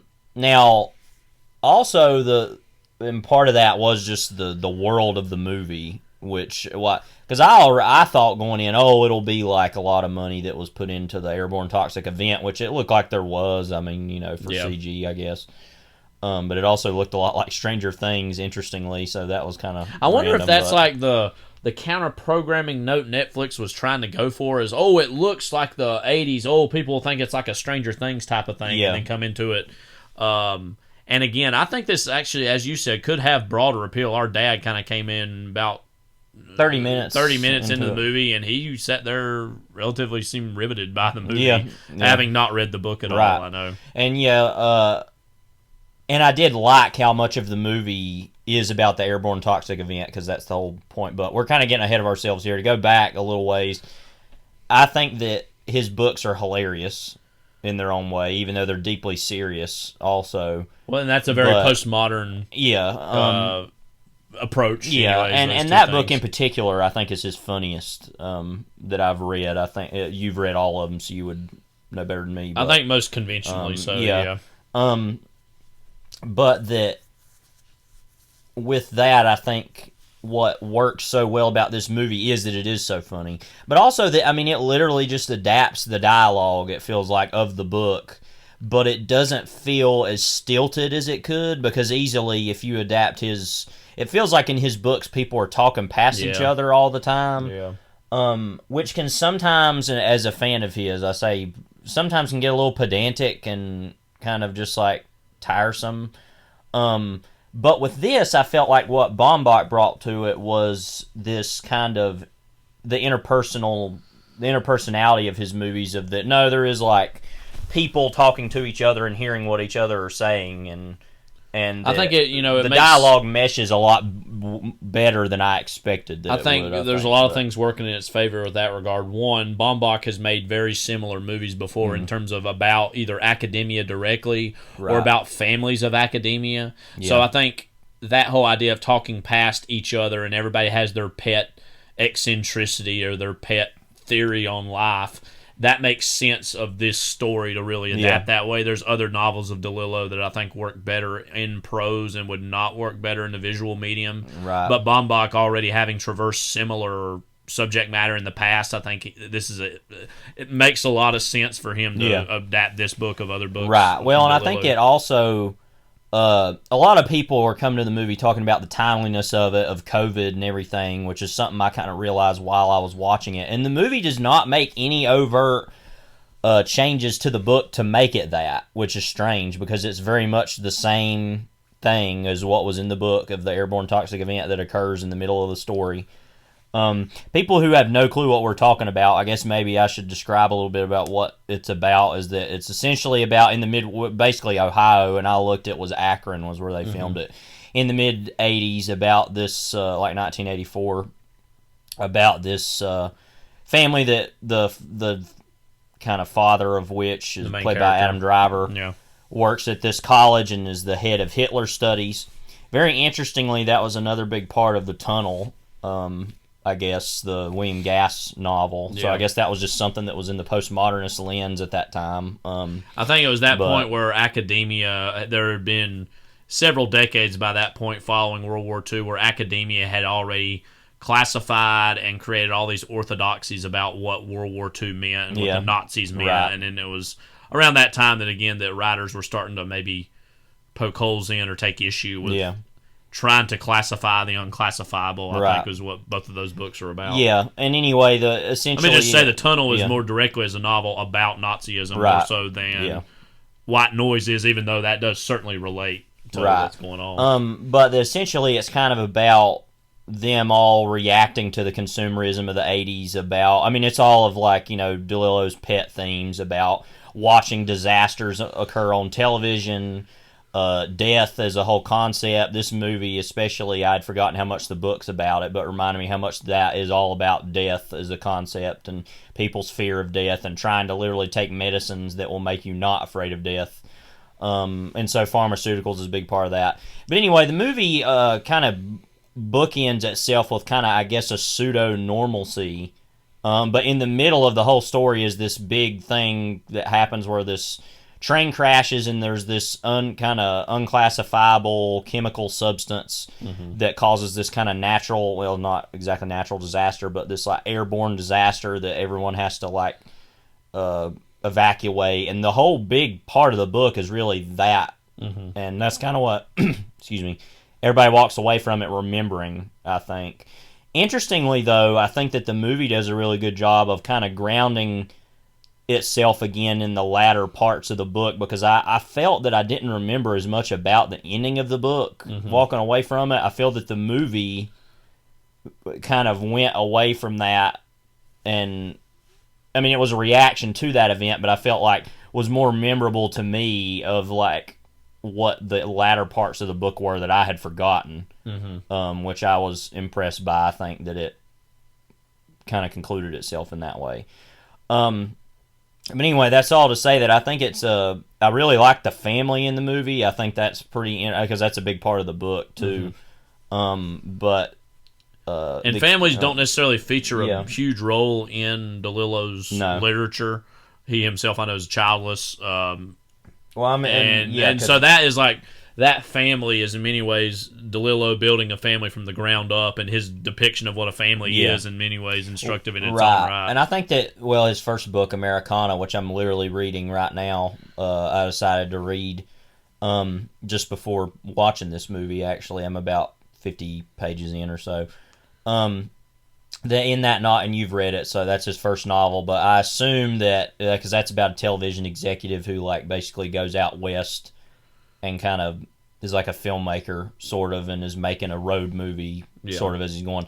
I assume that's kind of like the ending of Mad Men in a way, where it's, I'm assuming that's kind of an inspiration for that, of this corporate person goes out into America and kind of gets lost and everything that's going on. I don't know that for sure. Yeah, that's exactly what it's I about. just assume. Yeah. So his books are very much a lot about that, this kind of isolated, going out and getting lost. And interestingly, this book is not that, and so that's another reason I think it worked for Baumbach to adapt, is it's not so much about this kind of isolation that occurs in most of his books. And like I said, having a family in it, I think, is easier for him to work with. And so it's interesting because it is kind of his biggest, most famous book, other than maybe Underworld, which is probably the most famously unadaptable of his books, in the sense of it's so big, I don't really know how one can wrap their arms around that, even though there's supposedly people that are going to try.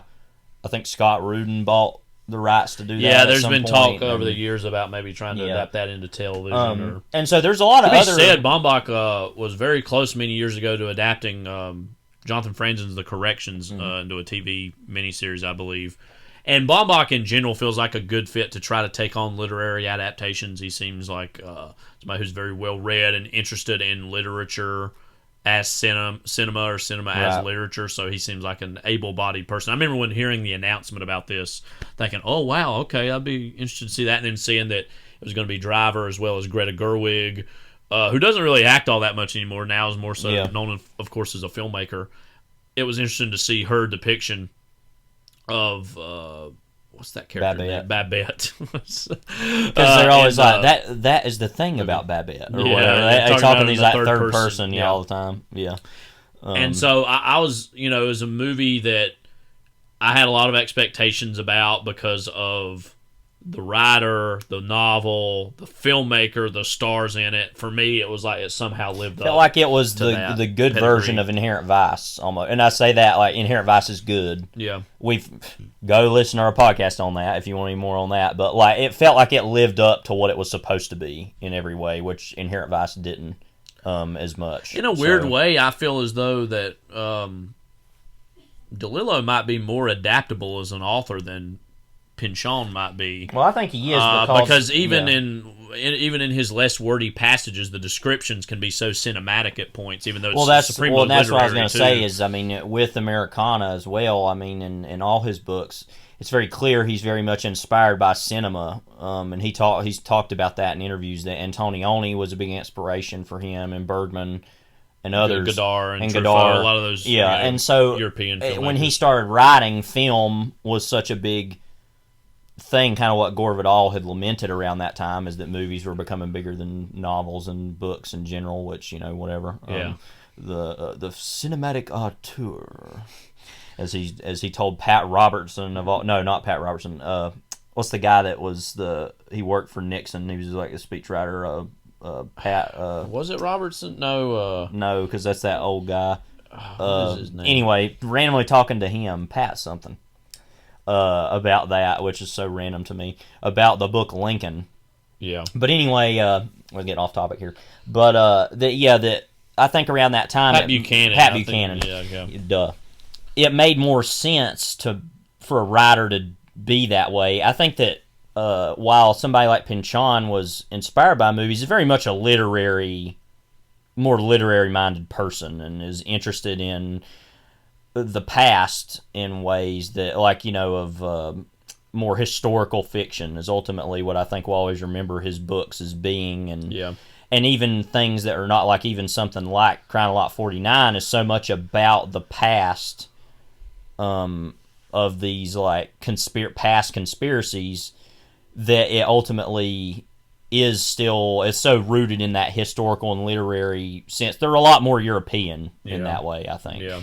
Whereas DeLillo is very much so inspired by the image and the advent of modern technology and modern life that naturally his movies are going to be more adaptable. So I think it is interesting they haven't been more often. I know that Alex Maybe Ross this will Perry, open a floodgates of Alex sorts, Ross Perry, I think, said about wanting to adapt the names. Yeah, I think which I could he's see being a adapted good movie. Pinchon too. A lot of people don't talk about, but that Amipolex movie that was a kind of sort of an adaptation of Gravity's Rainbow. Yeah. But like I said, maybe this will open up more of a thing. I think Mal 2 could make a great movie. Yeah, I've said that for a while. I think that yeah. could make a very powerful movie. And again, I think what's very appealing about Mal 2 is it's not necessarily, which he doesn't necessarily write huge doorstop novels in the same way that exactly Pinchon does at some points. But Mal 2 feels like it could be a very brisk, tight, like 2-hour movie and still have a lot of the power behind it. Yeah, because Underworld is really his longest. Most of his books aren't that long at all. Libra, of course, tried to get made a long time ago, and JFK, kind of stopped that. Yeah. The movie, not the man. He wasn't alive to stop it. Yeah. But yeah, I mean, in that way, I think this was the correct movie to adapt, and I felt like it actually strangely had this, like, obviously this emotional journey throughout the movie that I didn't expect it to have, which I felt like elevated the novel in certain ways. Because like I said, I'd need to read the novel again. I kind of wish I would have before I watched the movie, but again, or watched the movie for the first time and haven't read it again, but because I just don't remember as much about those later portions of the book. To that point, the climax of the book, in my memory, again, I need to reread it myself, felt more like an intellectual exercise than an emotional one, and certainly Baumbach makes it a more emotional catharsis, which I think might be more natural to film in general anyways, is that film almost as a medium demands that more immediately than literature does. But nonetheless, I mean, I think it all worked out in essentially the same manner, but it was the dynamics and the color, and I don't mean literally just the physical color, but also just the color of the story of the actors especially.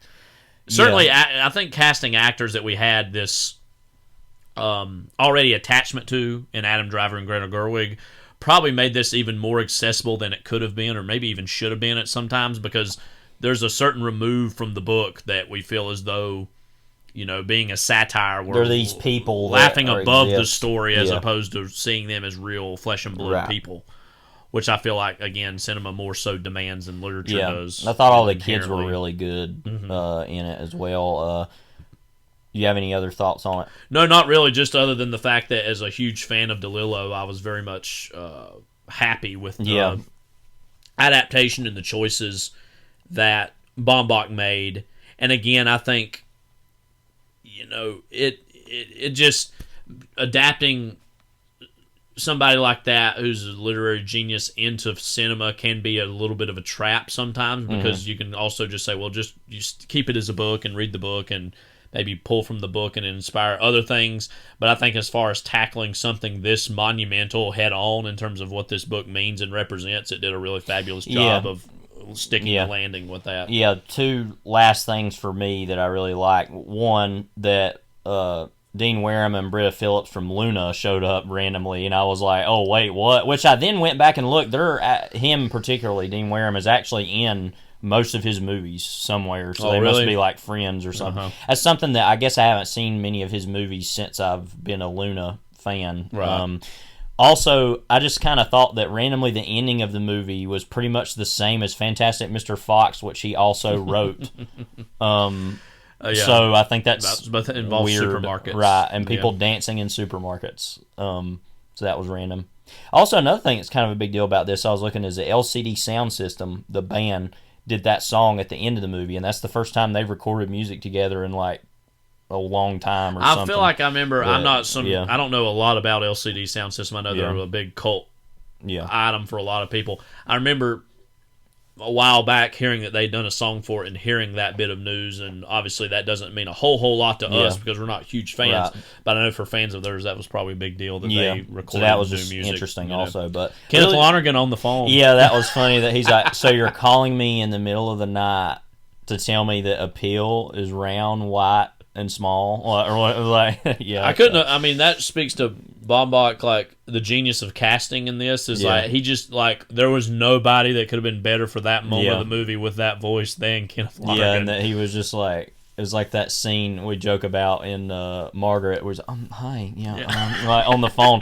Great phone actor. By that, great phone actor, Kenneth Lonergan, But yeah, totally loved it. I was happy that it, and I mean, I think a lot of people have liked it for the most part, but it's just been kind of a muted response. And I know when it was shown at film festivals, I know a lot of people were kind of taken aback by it, I think, and I don't know, I feel like it's exactly what the book is, just a more inspired version of it, and I think he got out of it what others may not, because a lot of people probably read it as just like a clinical novel in a lot of ways, which I think it is in certain ways, but there's these elements that are kind of there that I think he expounded upon. It's very Amblin-esque movie too, I feel like, as far as the look of it and the whole middle of the movie, I think is interesting. I would agree with that. And as we said earlier, Mautu, as far as other DeLillo books, I think can make for a really interesting novel. It sounds like Running Dog could make an interesting one too, as far as what that's supposedly about. I don't know. Yeah, it could. That's a very strange story. What about Ratner's Star? What do you think about that? No, that's I know. I've always heard about that one. That's my least favorite DeLillo book. And to say a least favorite DeLillo book, I still quite like it a lot because he's my favorite author. But that's among his most inaccessible books, I would say. Now I know that's his favorite. I think because it was very challenging for him to write, and I think he takes pride in it, which makes sense. But maybe what about The Body Artist? I think actually can make a movie. That's pretty easily. That could be pretty easy to make a movie out of, I think. But Point Omega feels like it could be a really awesome 40-minute movie, like a short film. That's almost, like one of his shortest books. So yeah, it's short. That's a pretty weird book, actually, when you think about it. Just what that's about in a lot of ways. I know. You know what's fascinating is that there was he was writing his earliest work really was starting to come out and be read and garner little notice in the 70s. It was in the 80s with the publication of the names, most especially White Noise, and then after Libra, really, when his career really, he was actually started to be read more thoroughly and more reviewed in a bigger way. And all of that was really the build-up to eventually Underworld, which was a critical, massive success. I think it sold very well. And he almost has resented the success of that book, I know. And he in all the books he wrote since then was almost an intentional... I think he almost said this too. I'm paraphrasing. He said he wanted to really more disappear and go out with a whimper as a writer. Yeah. And it seems as though his career has been a conscious decision to do that ever since like Underworld. Yeah. Well, his whole thing is I'm just going to make a billion movies. Yeah, but just of no consequence. I think Falling Man is a very underrated book, and there were all these expectations about what's his 9/11 book going to be. And I think that's actually a very powerful book I think about quite a lot. The Silence is his most recent book. I think it came out back in 2020. Was a very intentional, like, this is it, goodbye. It feels almost like it could be a last book. It's pretty short. And an idea that he had pre-COVID, and then COVID happened, and it just feels like right on the surface what that book's about. Speaking of that, we haven't talked about on here yet and I haven't actually read the articles on this. I don't know why. I guess just because I've been busy as hell. That Thomas Pynchon sold his archives or something, or basically his archives and essentially his papers. To some school, wasn't it, or something? It's some basically almost like a library or literary institute. Yeah. I remember reading this back several weeks ago. I forgot the. So it's like, oh wait, he's alive. Details. Yeah. Literally is how I felt when I heard that. I know the New York Times, which he has actually been one of the few sources that have published things he has written. I mean, he's put out some things that have been published by the Times. I remember they reached out to him for comment, and customarily there was not one to be found. But, let's read the details of this real quick. Sold his papers to the Huntington Library. They include drafts, notes, and letters, but sorry, no photographs of him, as it says in the New York Times. Huntington Library, Art Museum, and Botanical Gardens in San Marino, California. Of course he'd sell to California. And it talks about that a little bit. And this... That picture they group got of him. has also the papers of some other big writers. Let me find that real quick. There's a picture of it. Yeah. Let's see. Wait. No. Thought that said Raymond Carver for a second. And that they've already got Yeah. hit up with a bunch of, or likely to receive a flood of requests. Says it's to be open to qualified researchers after processing, which it estimates will take a year. I remember reading in this article that was like some other big writers that had their work there. Oh, yeah. Hilary Mantel, Charles Bukowski, Eve Babbitts, and Octavia Butler. They have a Gutenberg Bible. And Shakespeare's first folio to contemporary photography. So, again, they're kind of a library of note. And as we said, that for this to go into California, museum or library makes sense because that's been such a foundation of much of his work. We had our Pinchon conversations many episodes ago. Right now, if there's one of his works that you could see it being more readily adapted into something that hasn't been, what would it be? Probably Vinland. Yeah.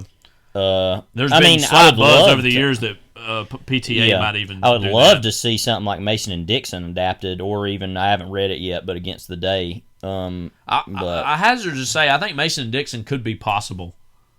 I think it could be. Yeah. I mean, it'd have to be as a TV I actually, Crown of Lot show 49 could make a good movie, I think. I think he could make a movie like this, something like this, kind of the same sense of humor. I think you could make a comedy out of that.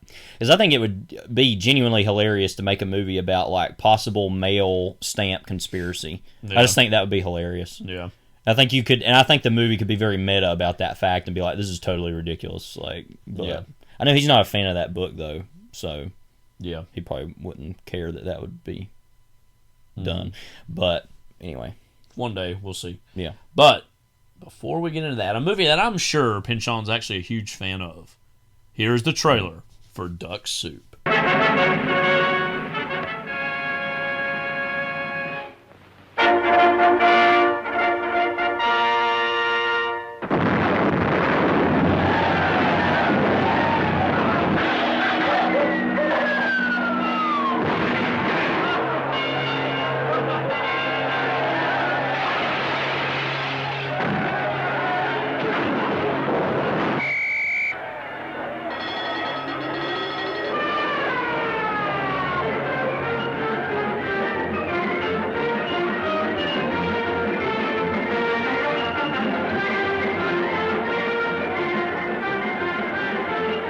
Oh, Your Excellency, I must speak to you. I'll see you at the theater tonight. I'll hold your seat till you get there. After you get there, you're on your own.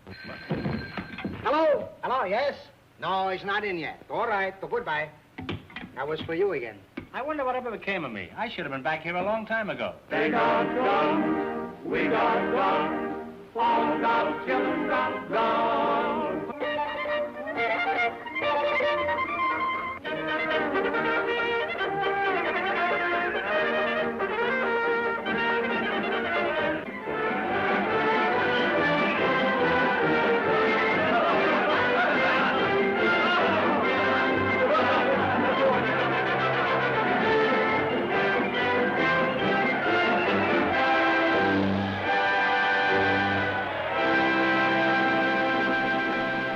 You know, I hazard to guess that trailer, if you watch it, which, you know, there's not a whole lot of dialogue in it, was actually probably randomly influential for comedy trailers, because I was just thinking about this. Certain trademarks in that trailer are that it says, like, you know, this faux seriousness at the beginning. Like, this is important. Yeah, you didn't see it, but it was like the management asked you be entirely quiet, silent during this. And then it's like loud as hell, everything after that. Yeah, like, that seemed randomly influential, because we've seen that with a lot of comedy trailers after that. So obviously, this is our very first Marx Brothers movie. Big deal for us. We're big fans of theirs. I don't know if this is necessarily my favorite from them, but it is way up there as well. And I think anytime you see lists of greatest film comedies or greatest movies, period, this is usually the one that's likeliest to be on there, other than maybe Night at the Opera. That's probably the two that you would see the most. I'm also very partial to Horse Feathers. That would be maybe another one, but yeah. So Duck Soup from 1933. Levi, why don't you tell us a little bit about what Duck Soup is about? Give me a second. I'm late. Okay. Whatever. All right. 1933 American pre-code musical black comedy film. I forget that this is a musical because it does have a couple, but it's not like constant. No. I guess it's also because the movie's so short that you don't normally think of it that way. But it's written by Leo McCarey, who made a lot of random movies. Make Way for Tomorrow, which is a really good movie. Yeah. The Bells of St. Mary's also, which I always remember as being the movie that they go see in The Godfather randomly. But anyway, it was released by Paramount Pictures, 1933, as we said. And it starred all four Marx Brothers, although there was another one, of course, that I think he just did mostly the vaudeville. Was his name Zitto or no? I don't actually remember. I'm going to need to look that up now. I think about it. But I'm looking here. Let's see, because there was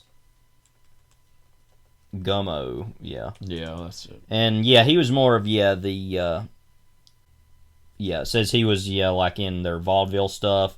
It says he was basically left it doing the whole act when he went into World War One, and was replaced by Zeppo. But yeah, this is actually the last Zeppo movie. He was kind of the straight man for him, obviously. Yeah.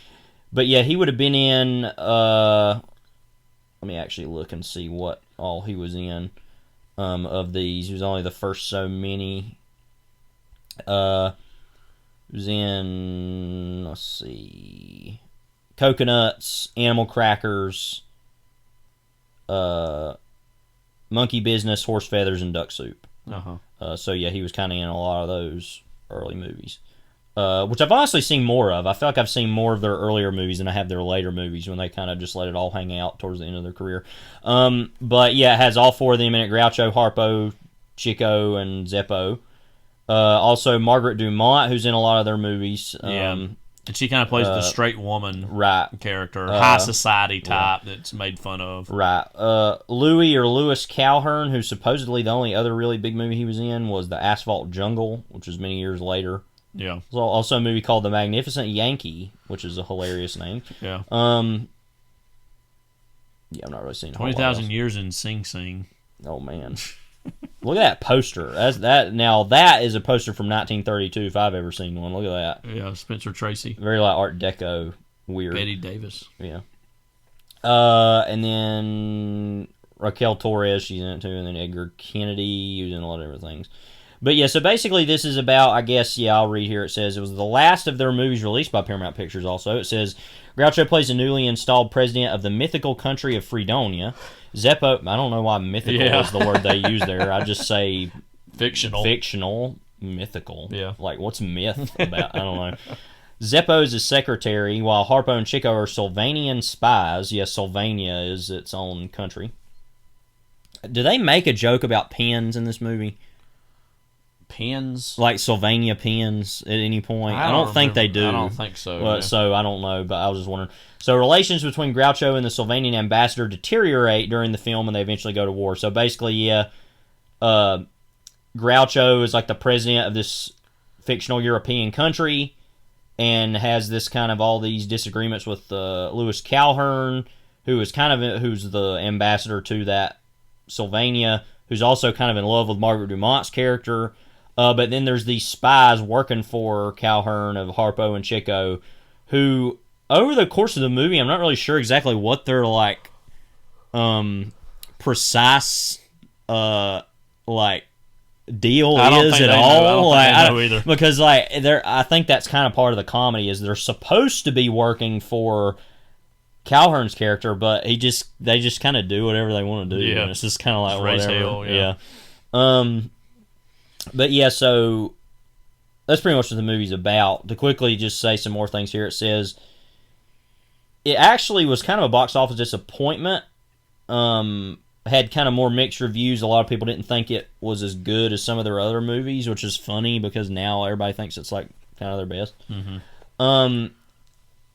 It says supposedly bitter contract disputes, including a threatened boycott by the Marxists, soured their negotiations with Paramount just as Duck Soup went into production.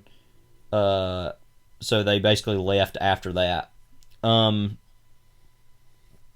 was looking about this at some point that it is filmed in L.A. I kind of wondered about that, but it's all supposed to be in, obviously, Europe. Yeah. So, yeah, that's pretty much what the movie's about. And kind of a lot of details about the production, I guess. It is funny to think about the directors of these movies because it's kind of just them doing their thing. Yeah. It's basically, I'm not trying to discount the directors of a lot of these Marx Brothers movies, but essentially point the camera in their direction and let them do their thing. Yeah, because I think it's interesting. They would just raise hell the whole time. I would hate to be a director on one of their movies. This was still predominantly the era of the master shot. Right. And a lot of action takes place in the master shot, and so you do have close-ups here and there. Right. But it's mostly just point the camera in the direction and let them do their thing. Right. Yeah. Which, doesn't make this the most cinematically groundbreaking necessarily comedy, but in terms of just the sheer hilarity of who they were in the moment that they were in, it's just one of those things, and in that way it's reminiscent to, I think, the documentary that came out some years ago, A Lovely Day in the Neighborhood, which is about Mr. Rogers. Very different subject matter, obviously. But sometimes just to simply point the direction of the camera, both literally or metaphorically, in the direction of greatness, the work itself just kind of becomes great by virtue of the subjects. And then that way, this movie is a masterpiece. And I feel because it's them at their height. Right. And to speak about the film's climax, which I feel like, and we can talk about all the different bits in the movie in a moment, but the climax is not something that could easily be accomplished on stage at all in any way. It involves a lot of technical it feels things, like this is one of their only movies I've seen that actually is that. I mean, because all their other, for the most part, their movies consist of like even a scene like the room service scene in Night at the Opera. Yeah. You could even though that's a set, that's still something you could easily accomplish on stage if you wanted to. I mean, it would be, obviously with that scene, I think they kind of slightly moved with each shot and each person coming into the room, they slightly moved it out a little bit. Yeah. But this is totally insane, the ending of this movie. And everybody kind of remembers that about the movie, is that the movie has this basic plot that it follows, and then at the end it literally delves into just total nonsense. And I don't think I've ever seen, like, something like Animal House has tried to do that again, but it still functions within the plot of the movie. Right. This literally gets outside of the movie itself. Well, going to what you were saying earlier in terms of the motivations of Harpo and Chico's characters, which are literally in flux depending on the scene, that there is a plot going into that third act, but essentially that was all window dressing to set up for the madcap, destruction that ensues with that third act. And essentially, this movie works in terms of, as you said, it's shot in California. You can tell they're trying to make it feel as though it's in Europe. There are repeated references to things only Americans would have been able to get, or very American ideas or aspects. And the joke, dollars, taxes, instead of Dallas, Texas. So that, among many other reasons, is why I think this movie, in many ways, one of the reasons it's so influential is because it established for film comedy the definite nature in which that it doesn't matter if it makes any sense, if it's making you laugh. That's what the most important thing is. It's a delivery system for your laughs. And so it doesn't need to conform to the logic of a basic narrative film because it. And I think the only thing we were seeing of that at this time, of that kind of absurdity, was with someone like Buñuel or the Surrealists in Europe, were the only people who were doing things even similar to that, like Un Chien Andalou, which is something that this reminds me of in certain ways, of just the absurdity of the images in that. This was the only thing the only thing even near something like that at this time. And so I think you're right that it's so influential because a lot of their other movies don't necessarily do that. They still function as like plots. I mean, Night at the Opera has a very clear-cut point A to point B plot. Yeah. And if anything, one of the weaknesses of that movie, which I quite love as well, though, is he's not Zeppo, but he's basically the replacement for Zeppo. I don't remember the guy's name in it. In Night at the Opera, the guy that's the guy that's in love with the other opera singer. And that it's all about his journey, is what like a traditional movie would have us believe. Right. And even that movie kind of sort of believes or buys into, but ultimately it realizes, well, this is a Marx Brothers movie, so it's got. Well, that was also the case, I think, with Animal Crackers, because that was kind of a similar thing about like this, because that's the one where the painting goes missing. I think there's a whole kind of couple in that. Oh my God! Look at this poster for Animal Crackers. Holy crap! Yeah. Wow. But in Animal Crackers, there was that. I don't even know their name. Probably Lillian Roth and Louis Soren, maybe. I don't know. Yeah. But there was this whole these couple. So it's like that's a similar thing in that too. So this is a movie that kind of totally lacks that. Yeah. It also totally lacks the whole Harpo playing his harp thing, because that's in most of those movies. Yeah, right. They do that because obviously they came from vaudeville, which is where all the like musical numbers come from. But that. I just feel the movie's better for that, too, that it doesn't really have that. Because I love Night at the Opera, but there's like a good 7-minute section in that of Harpo playing the harp. And it's like, okay. And I think, we as modern audiences can get annoyed with that, and I frankly do. I think sometimes in Babylon, to go back to that ever so briefly, reminded us of is what a true novelty and newness of what film sound was. I mean, I don't think we even totally wrap our heads around how revolutionary that was. And I think there was this natural idea that, it's no mistake that the Jazz Singer itself was sort of really the first full-fledged musical in some roundabout way, that the impulse is, if you can create film sound, why wouldn't you want to make song and singing part of that? And so I think the natural tendency for a lot of these early sound movies and some of these comedies that could tend to also be these musical reviews is to inject that into it, because that was in vogue at the time. And why wouldn't you want to have a musical number? Because that's something that a great variety of Americans across the country, they maybe heard musical numbers on the radio in New York City of certain musical performances, but they didn't necessarily see that on screen, and so the novelty of that and because there were so many important. Jazz movies that were made, like I said, about the Sidney Palmer stuff in Babylon's very much a realistic version of that, of all the jazz movies that were made at that time, of just people performing jazz. A similar thing happened kind of later on with a lot of those like Appalachian movies that got made strangely in the 30s and 40s, of like, Appalachian music as a whole, which is random that was a thing, but I mean, if you go to Cracker Barrel, you'll see some posters for those types of movies there.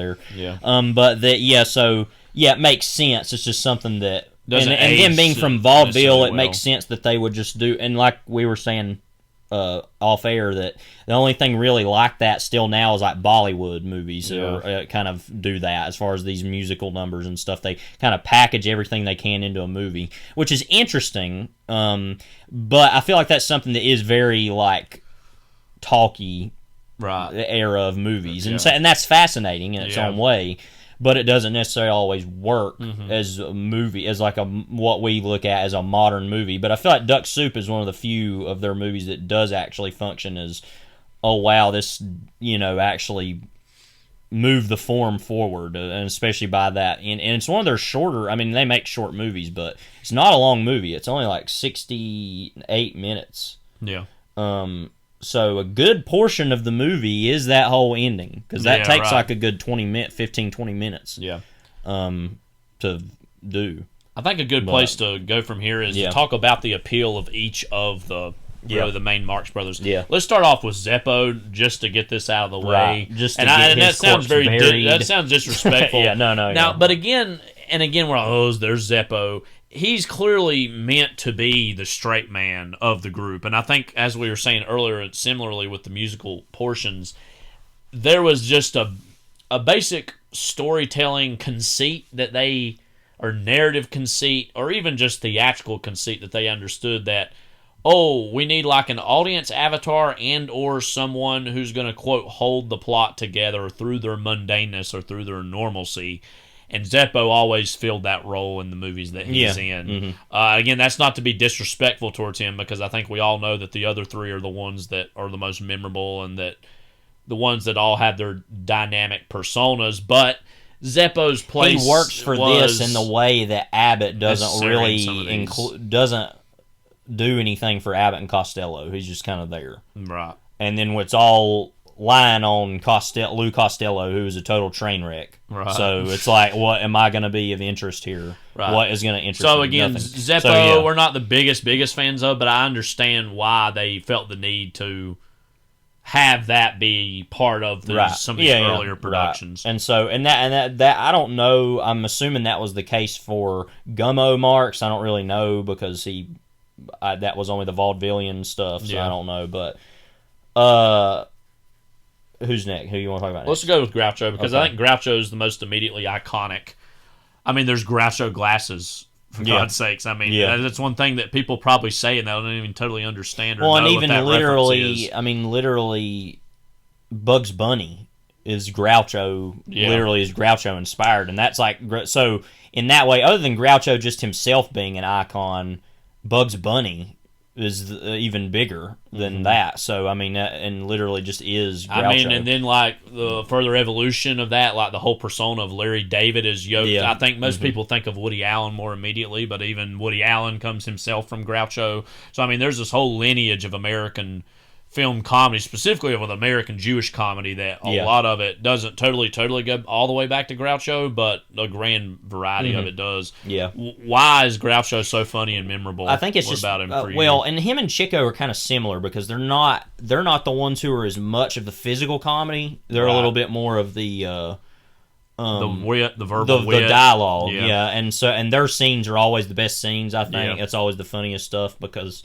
I mean the contract scene in Night at the Opera is just hilarious. But that's probably one of their best bits, I think, just in general is that. But I think with Groucho, it's just this because what's different, and we'll talk about Chico later. But I feel like Groucho is more of a inherently kind of negative force in it, that he's more of like always being a little bit mean, or like Chico, I don't think that's exactly what his plan is in any moment. So I think it's that sarcasm and cynicism of Groucho that people latch on to. I do too. And that idea of him speaking truth to power, and he's usually the one that's like dressing down, not literally but figuratively, the Margaret Dumont character.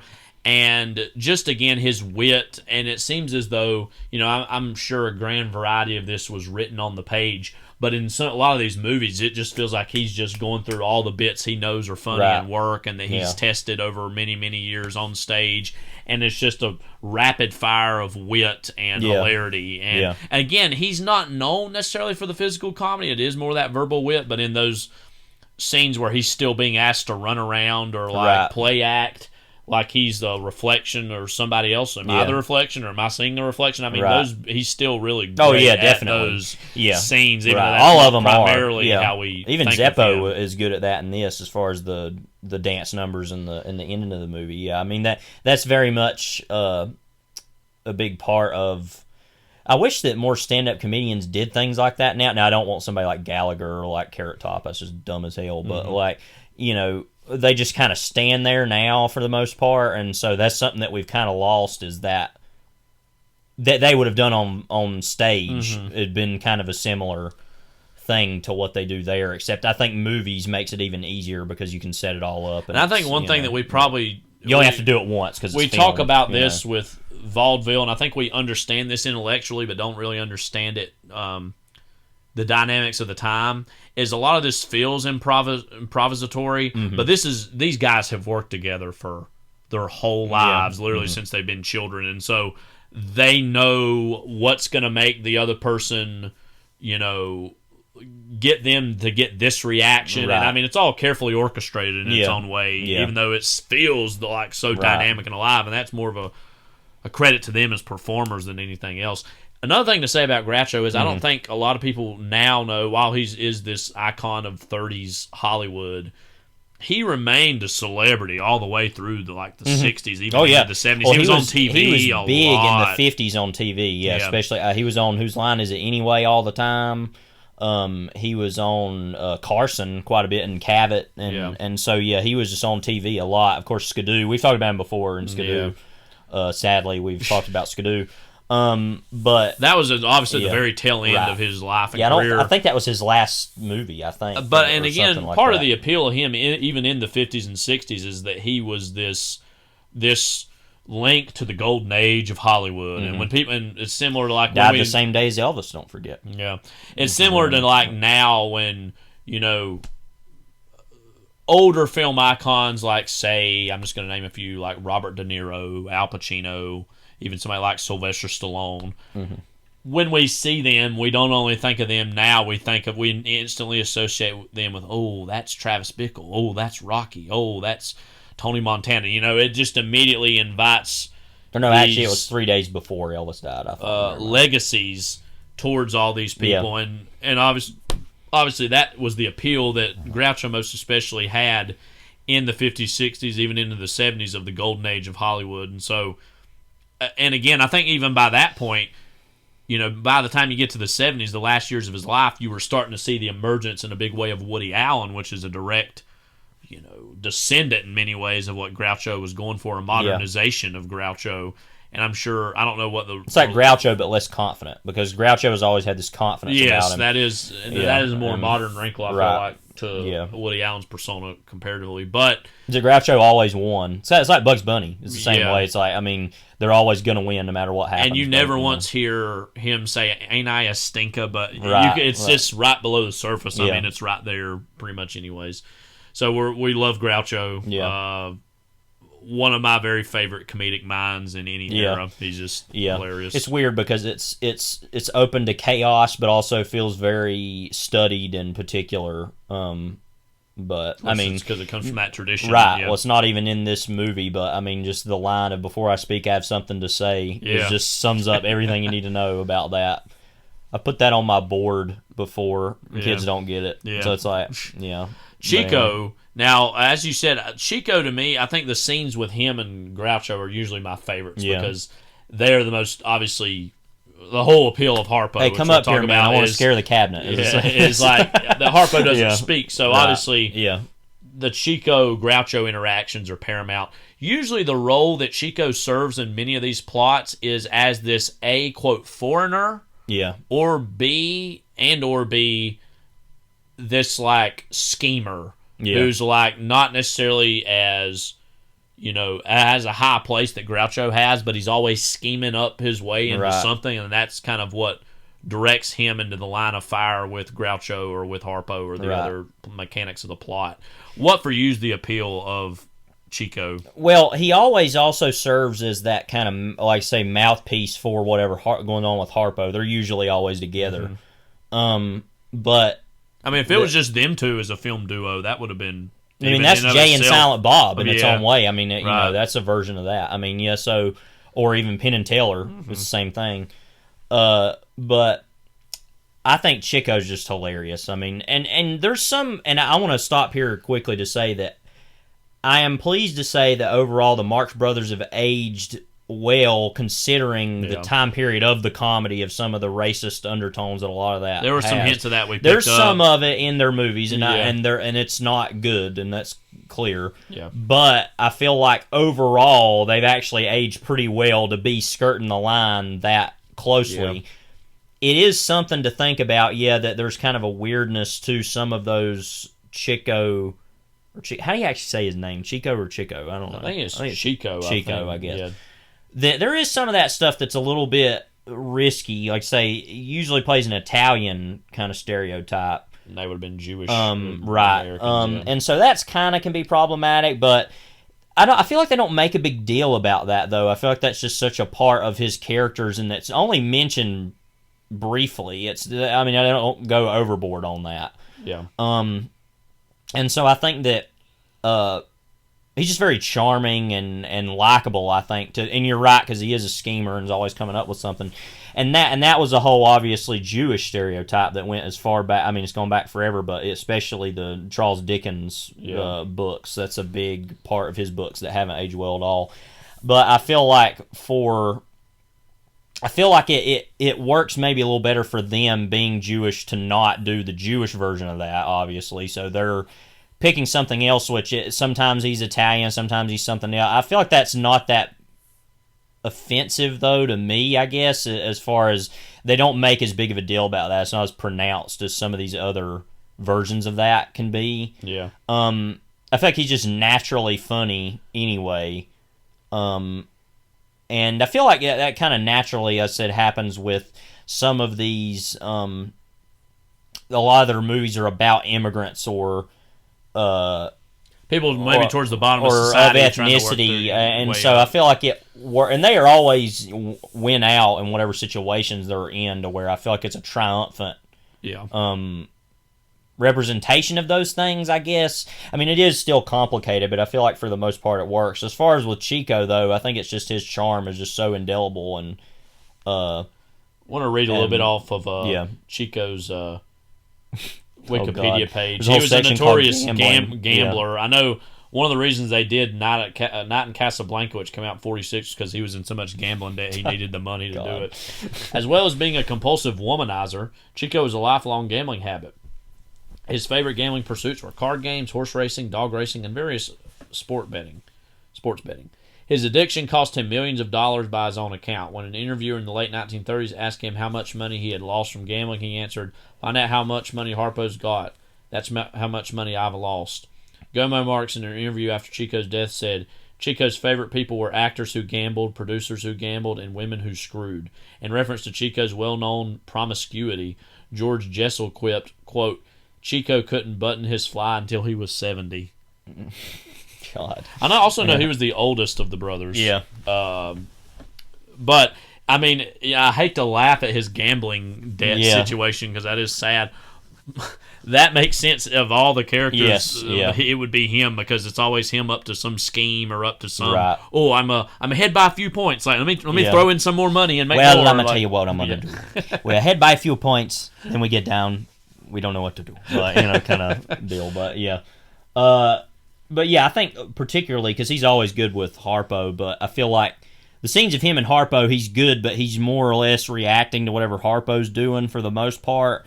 I feel like the Groucho scenes are a little more equal. They're it's more of a give and take for the most part. But yeah. So let's talk about Harpo. So Harpo, and I think we mentioned this last week, and I've said this for a while, is probably among the most evil film presences in the history of movies. Now, some people would scratch their head like, "Oh, he's fun. What are you talking about?" Yeah. This man literally reigns chaos wherever he goes. Will literally do anything to anyone, and smile at you while he's doing it. Yeah. I mean, again, he's not like Satan necessarily, because there doesn't seem to be any kind of larger world-ending implications in what Harpo's doing. But if given the resources, I feel as though he would jeopardize it just for a laugh. Yeah. What's the appeal of Harpo to you? I mean, obviously a huge part of it is, he's not talking, so it's all in the physical comedy more so even than the other two. I think it's just that, first of all, he carries everything with him. He's always got scissors, he's got horns, he's got a million clocs things in his pocket. I mean, he's literally a clown in the traditional sense. He went to clown college, as we know. But I think it's, and a big part of that, obviously, is part of their stage personas. Him being a musician, I think, goes along with the fact that he doesn't talk, so he plays music or whatever. So that's a part of the movie as well. I mean, that's literally why he's called Harpo, because of that. But yeah, I mean, he is really funny. Like I say, that I think it's that chaos that I far prefer that version of that than to something like the Three Stooges, which is like three people. That's all they do is that. I think it's different with him. It's more enjoyable just because it's the one person kind of raining terror on everyone. Yeah. And no one, I mean, as Tom Hanks said early on in Bridge of Spies, no one is safe. So, by the way, what's so funny about that is, like, in the movie, it's like very kind of whatever moment. But in the trailer, it's like, no one is safe. It's like, okay. which almost feels like in the movie they made that moment for the trailer almost. Yeah. But I think another thing with Harpo that we sometimes maybe forget about or neglect to think about is within several years already of sound film, he's almost already a throwback to what film comedy was just a few years before. He's far more of a destructive presence than, say, The Tramp with Chaplin, but it is and this, he can survive as that with a group of other people that talks, whereas Chaplin was always on his own, and that didn't last as well into sound. Right. So, yeah. And so I think in a weird way it was already a subtle throwback. And also even taking a similar persona, maybe making it a little more rough or, again, I use the word evil, but then it juxtaposed with sound. It just kind of is an inherently new kind of addition to the joke of the persona that silent film comics had. Yeah, one of my favorite bits in this movie is when he's like trying to be quiet to go find the safe to get the plans, whatever the plans are, and he's accidentally turns on this radio. Yeah.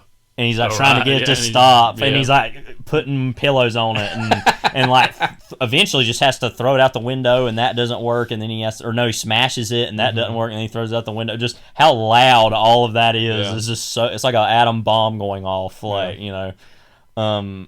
It's funny thing. Groucho's listening. He's like, I think it's mice or something like.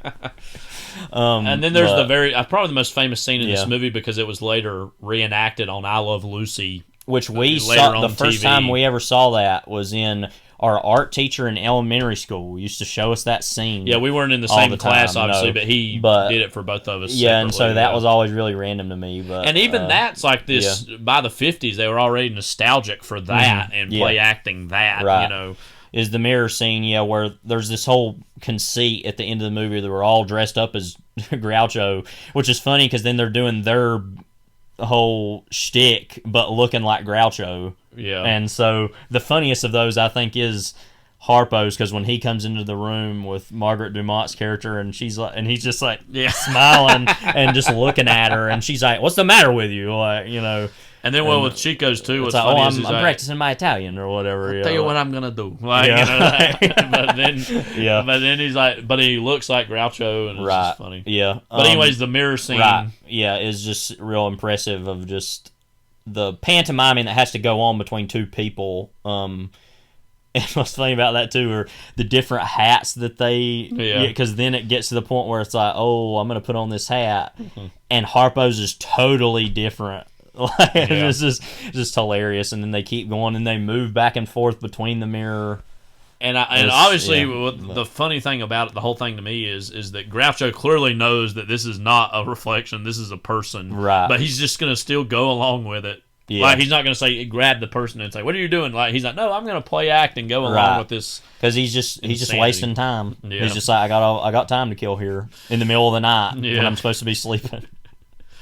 But yeah, another thing about that's funny too is when they smash the mirror before that, all the glass is like all over the floor. Cuts back, it's all gone. Like he swept it all up and got it out. It's just like, how would you have time to do that quickly? It's because it's a movie, folks. Well, you were saying earlier too, I mean, about Looney Tunes and the connection of Groucho to Bugs Bunny. I feel like in general too, and you know, animated film was slowly becoming its own thing around this time too. But a lot of these bits and this style of pratfall and this style of vaudevillian-esque humor would be influential for even animated shorts and film comedy in the immediate future as well. So, I mean, the extent to which these things were influential were already happening pretty quickly and pretty briskly. We can talk a little bit, too, about the historical context of these movies, that it kind of arrives in the interwar period between World War I and World War II.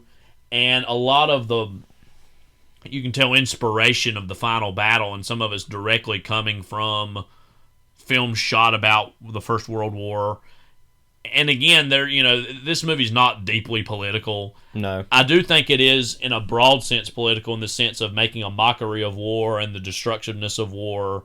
And just because these two people can't get along. And, And we laughed a lot about the whole idea of the song "All God's Chillun's Got Wings." All God's Chillun's Got Guns. Got Guns, movie, being adapted. Yeah, and it's kind of, I think you had even said this, that it's almost making war its own minstrel show, which is obviously the right. tradition they would have worked in as well. Mm-hmm. What do you take away from kind of seeing this movie in the middle of the two world wars and what that maybe means or represents? Well, it's very fascinating to me in the sense of from an American perspective. Obviously, a European perspective, you're getting movies like Kameradschaft, which is really great. We talked about that, I think, in the past of that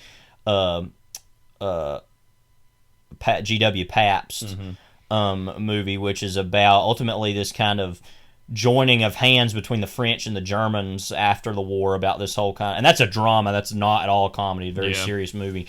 But that's ultimately what was going on in Europe at the time. In America, it's interesting to see that from, they came out of that was in the middle of the Depression, but coming out of the 20s, it was a very prosperous time for America. America overall didn't really serve any consequences for World War I. They came in late. They didn't go into the League of Nations, so they ultimately just kind of went back to themselves and prospered off of their debts that others owed them for the war. Also, just their the prosperity that came after that of all the wartime industry that was bolstered by that they saw no, like I said, consequences like Europe saw. And so to them, war is kind of this ridiculous thing of, these countries can't get along, is ultimately kind of what World War I was. But it's especially strange because this was literally, 10 years after the Beer Hall Putsch, and eventually that around this time, that was when Nazism really took hold in Germany for the most part, and then 33 to 35.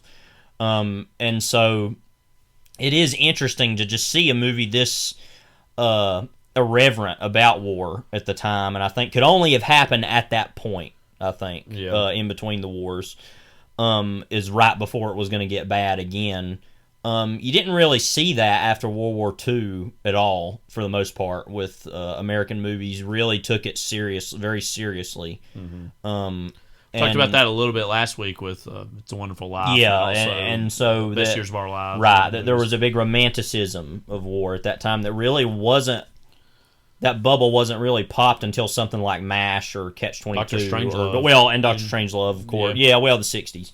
For the most part, but especially those more Vietnam-related movies that occurred then.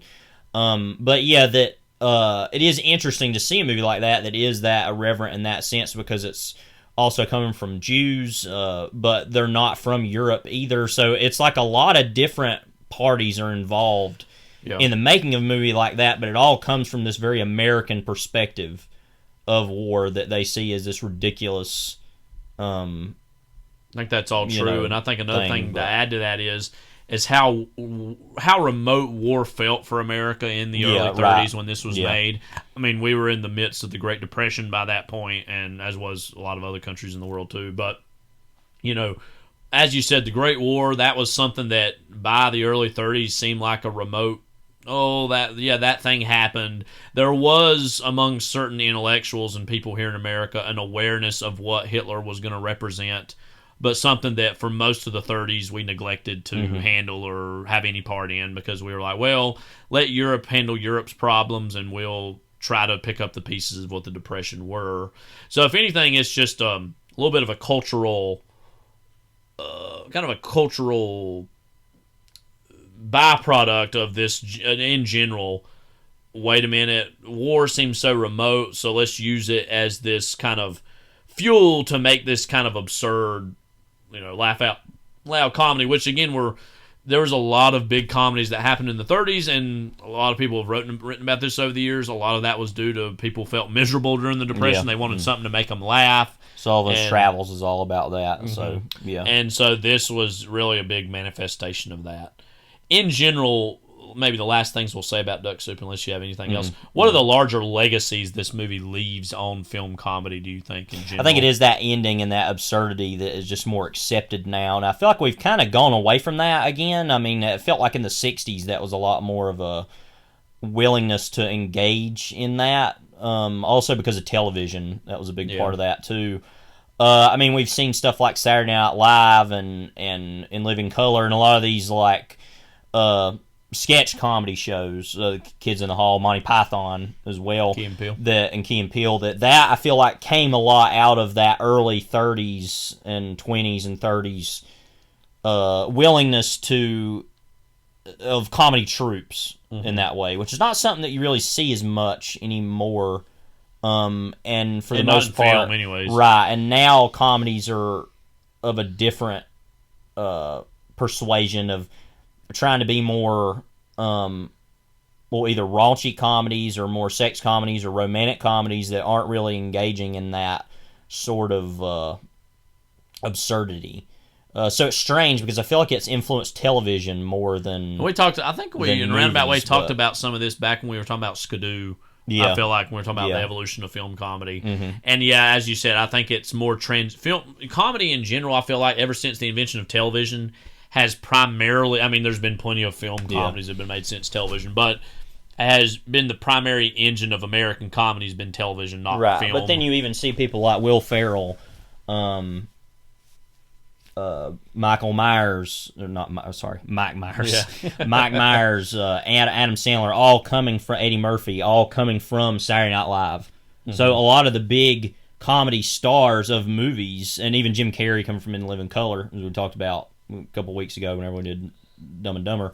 But all of these big comedy stars all coming from a television. Don't you think in many ways, though, that is like a literal evolution of what vaudeville or stage was for it's the same thing. This era or generation? And the same thing happened in the 50s and 60s with somebody like Sid Caesar can only be in comedy movies because he was, like, he could only be in Grease because he was in the Sid Caesar show. I mean, or Mel Brooks, it's the same thing as, like, somebody who worked in television for a long time and then made movies. And so I think, too, about why comedy and TV maybe work so well together, maybe more so than sometimes film and comedy do, is because of the brevity of television. It's like, all right, we got an 8-minute sketch. We're going to have people in it that you've seen before, but we're going to do a whole new sketch, and so have out that 8 minutes, and then when that 8 minutes ends, we're going to go to a commercial, and we're going to come back, and it's going to be a totally new thing. Right. And just that mentality is in many ways literally a over time evolution of this same vaudevillian tradition that and it's the same thing that time that they had some dead time on some show. I don't remember what it was, and Jackie Gleason literally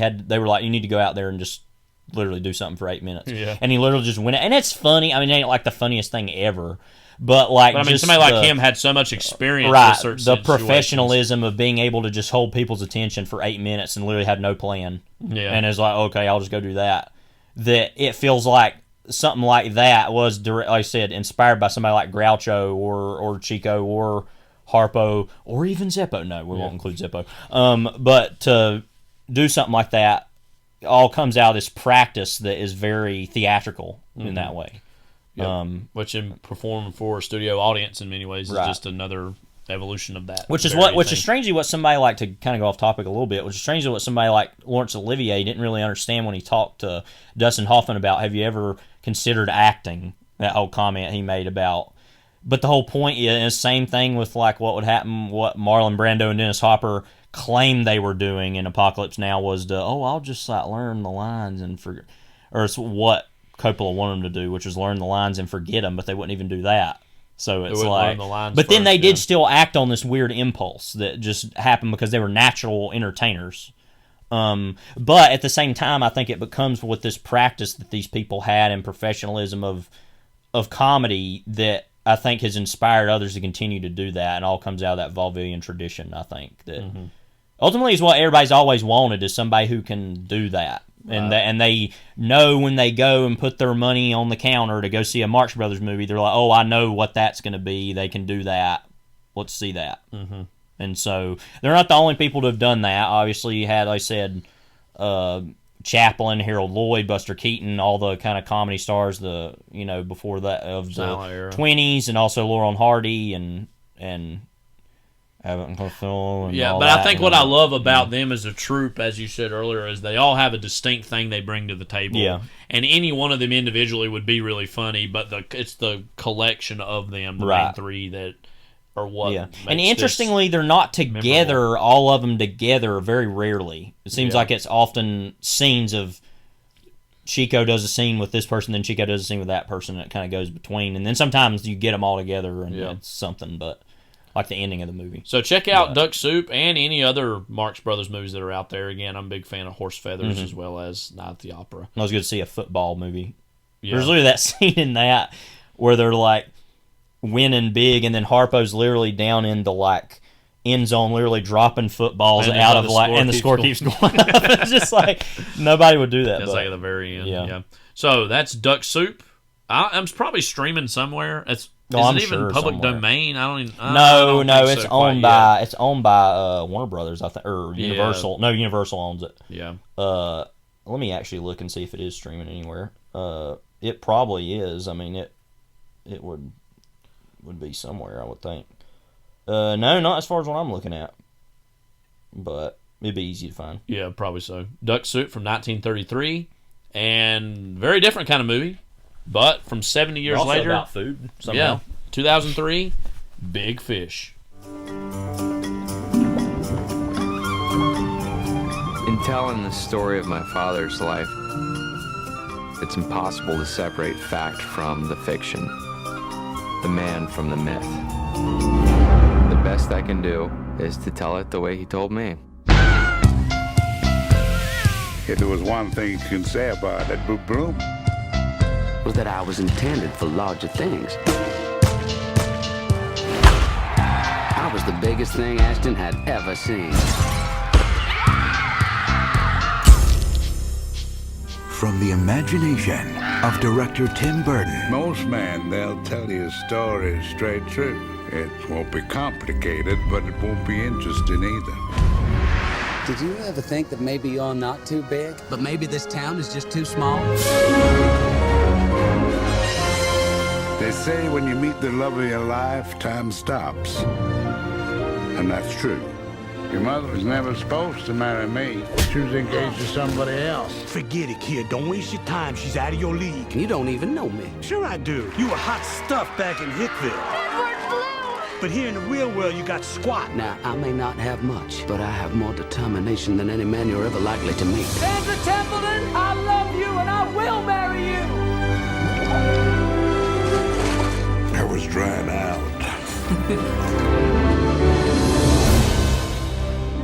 Dad, I have no idea who you are. What do you want, Will?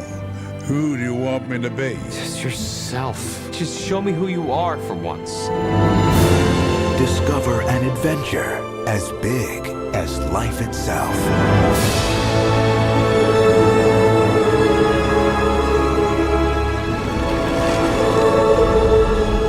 In telling the story of my father's life, Bravo Company, go!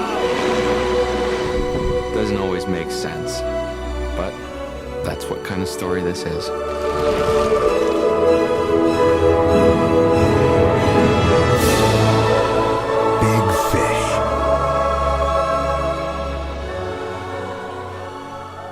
I thought you were going to say Big Rigs for a second. Big Rigs. So already, this is the third Tim Burton movie we've done, which I don't know exactly the numbers, but what are the other ones we've done? We've done Planet of the Apes and Beetlejuice. Oh, I forgot about Beetlejuice. Yeah, right. It's always good to do a good Tim Burton movie though, because you know he means a lot to us. Beetlejuice and Big Fish, because we didn't do that with Planet of the Apes. All right, Levi, what's Big Fish about? So Big Fish is a 2003 American fantasy comedy drama film directed by Tim Burton, based on the 1998 novel of the same name by Daniel Wallace. Now is this one mythic? This one actually is mythic, and it doesn't say anything about it.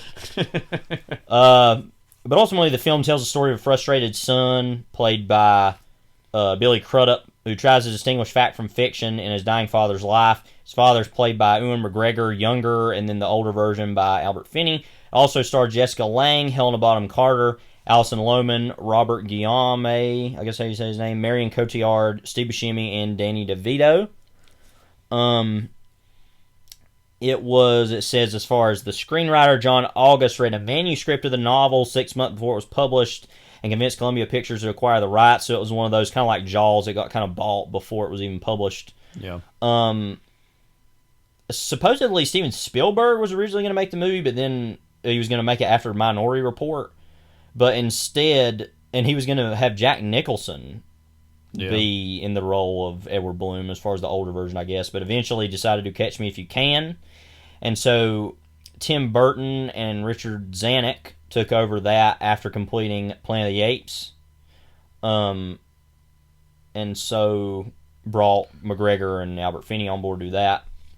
It's interesting that it says Spielberg decided to Catch Me If You Can instead of this. That's a movie that also deals with fatherhood in its own way, and we've already talked about Spielberg and fatherhood a little bit with Fabelmans. That's been I feel like it's clear this works better as a Tim Burton movie than as I can Spielberg imagine movie. the alternate history version of the Spielberg movie and it being really good, but I feel like it has the emotionality of a Spielberg movie, but the imagery of a Burton movie. I feel like so it's kind of weird. It's kind of both of those, but no, I mean it easily could work for that. Of course, the movie's filmed a lot of it in Alabama. That's kind of a big part of the movie is that it's in Alabama, and so it operates on this whole Southern Gothic archetype. And obviously on this kind of magical realism, which was really big at the turn of the century for some reason. I'm not really sure why. We're going to talk about that later, but we're going to kind of maybe think about that. But originally kind of came out in December of 2003, was mainly released in January of 2004. It actually made $122.9 million on a $70 million budget. Mm-hmm. We were talking about this while we were watching it, that it was made for $10 million less than Babylon. Now, again, you got to account for inflation. But that's a lot of money, though. Difference, but and that just shows you how much juice Burton had at this point in his career, where he could make a movie that was not with this immediately recognizable IP in the way that a lot of his movies had been in the last so many years, and still have that level of a budget. Yeah, and interestingly, the normal parts of the movie, the only way I can describe it, it feels like the stuff in the modern day, I guess, feels like it's almost shot to look like.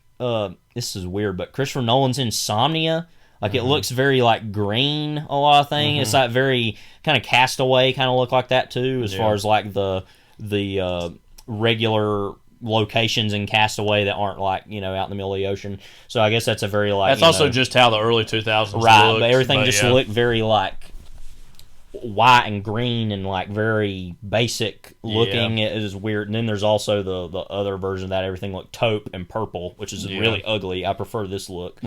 But interestingly, for a Burton movie, it's very un-Tim Burton as far as it's not. It has these fantasy elements, but it's told in this frame story, and it's very much about family, and so... Well, it's also questioning the reality of what we're seeing, which Yeah. most of his movies openly engage in the fantastic and the supernatural. Right. And this is one of the first times, wait a minute, is that actually what's happening, though?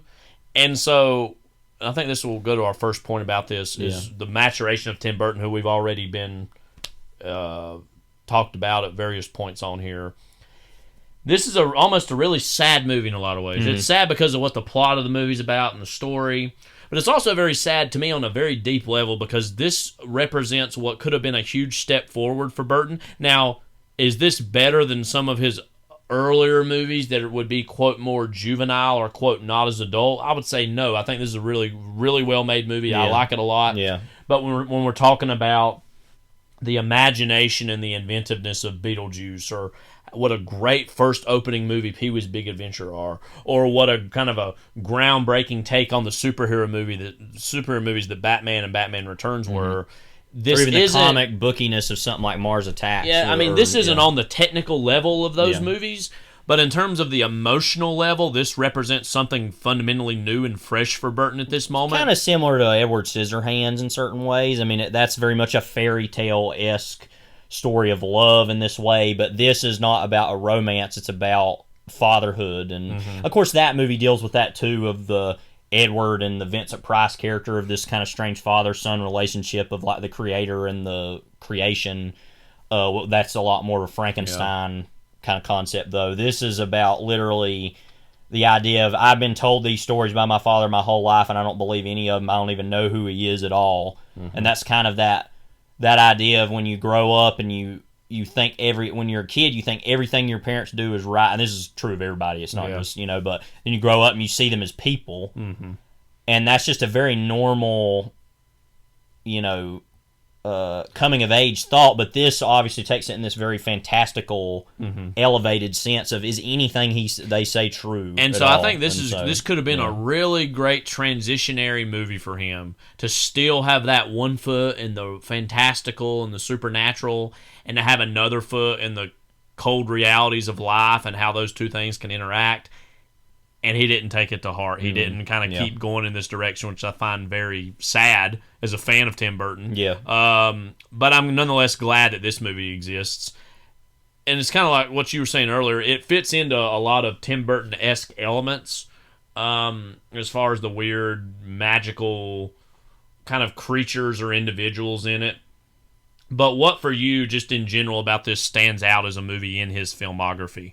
I think it's just that, like I said, that frame story, which, of course, Edward Scissorhands had that, but that's told from beginning to end. This goes back and forth and back and forth. My favorite section of the movie is the opening, where he's telling the story about the fish and the ring. Yeah, is the day that Billy Crudup was born, and he's saying that where he actually was, where he wasn't being born, was that he was fishing, and it kind of made it this whole story about his love for his wife and kind of his hopes for his son. I think it's a really well written screenplay. I'll say that. I think all the structure of the movie and all the points where it decides to flash back and what those each represent, that's a very tough thing to thread the needle of that. And I think this movie does a really good job of writing that. Right. And so I feel like that, and that kind of back and forth, and kind of it's like a detective story in a way, as far as trying to figure out about this man's life and what his life is. And I think it's just that whole, he's from California, so I think Pasadena, maybe, is that right? Or Tim Burton is, or Burbank, but then I think he lived in Pasadena for a long time. But that for him, Southern Gothic kind of magical realism is this whole new approach. That's not something he had really been, because his major inspirations of early life are either just from living in California, because it's weird because it never says where Pee-wee's Big Adventure is exactly, but I feel that's a very Californian movie in a lot of ways, because not only does he go there to Hollywood, but that's just what it's kind of about, or just very much an expression of Americana in a lot of ways. Beetlejuice is kind of different. That's about the Northeast kind of hamlets of that kind of New England. Batman, though, and then his other movies, is very much about this German expressionism, very European or arty, surrealist lifestyle or view of the world. This is totally different in the sense that it's, like I said, this southern perspective of fantasy, and kind of the more folk aspects of fantasy outlook of the world, which is totally kind of a different thing, but also to buoy that with very realistic expressions. Also, the movie randomly, that doesn't take place in Paris at all, but that's where Billy Crudup, I mean, it happens there a little bit, but it's like that's not really a big part of the movie, but Paris is just, the whole thing is random too. A big part of the movie too is, while taking place primarily in the South, it is a movie about Albert Finney's character, or the Ewan McGregor character, is always on the go. It is in its own way a road movie, and it's a road movie that we kind of like look forward to the next adventure. But as the story progresses, and as we understand Billy Crudup's character's place in Edward Bloom's own life, the McGregor Finney character, you realize that he got all these stories because he wasn't at home. Right. He wasn't being a dad to him. And so there is this, like... And even if those things kind of did happen, as he thinks that they didn't, the son, it doesn't matter because he wasn't there. So there is this naturally romantic aspect to the nostalgia of the story, but there's also this bitter resentment that early on in the movie, I don't know about you, it'd been a while since I'd seen this, like, I was kind of almost turned off by Billy Crudup's character, how angry he is at his dad all the time. Yeah. But then as the story unfolds, not that you really get angry. I don't feel like I'm ever angry at Edward Bloom, but I kind of understand and realize where, especially once he's got married and he started to have a family, and you realize, oh, wait a minute, he was off still having these adventures as opposed to settling down. And I feel like early on, the whole metaphor, what's the name of that town that he stops in? That it's almost like time stops in that town. It almost feels like... I'm looking here. Spectre. Spectre being like a ghost.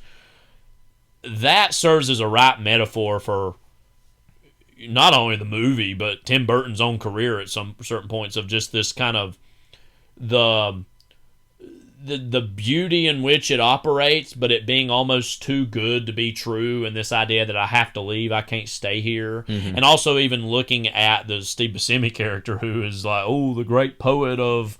And then becomes a Wall Street banker.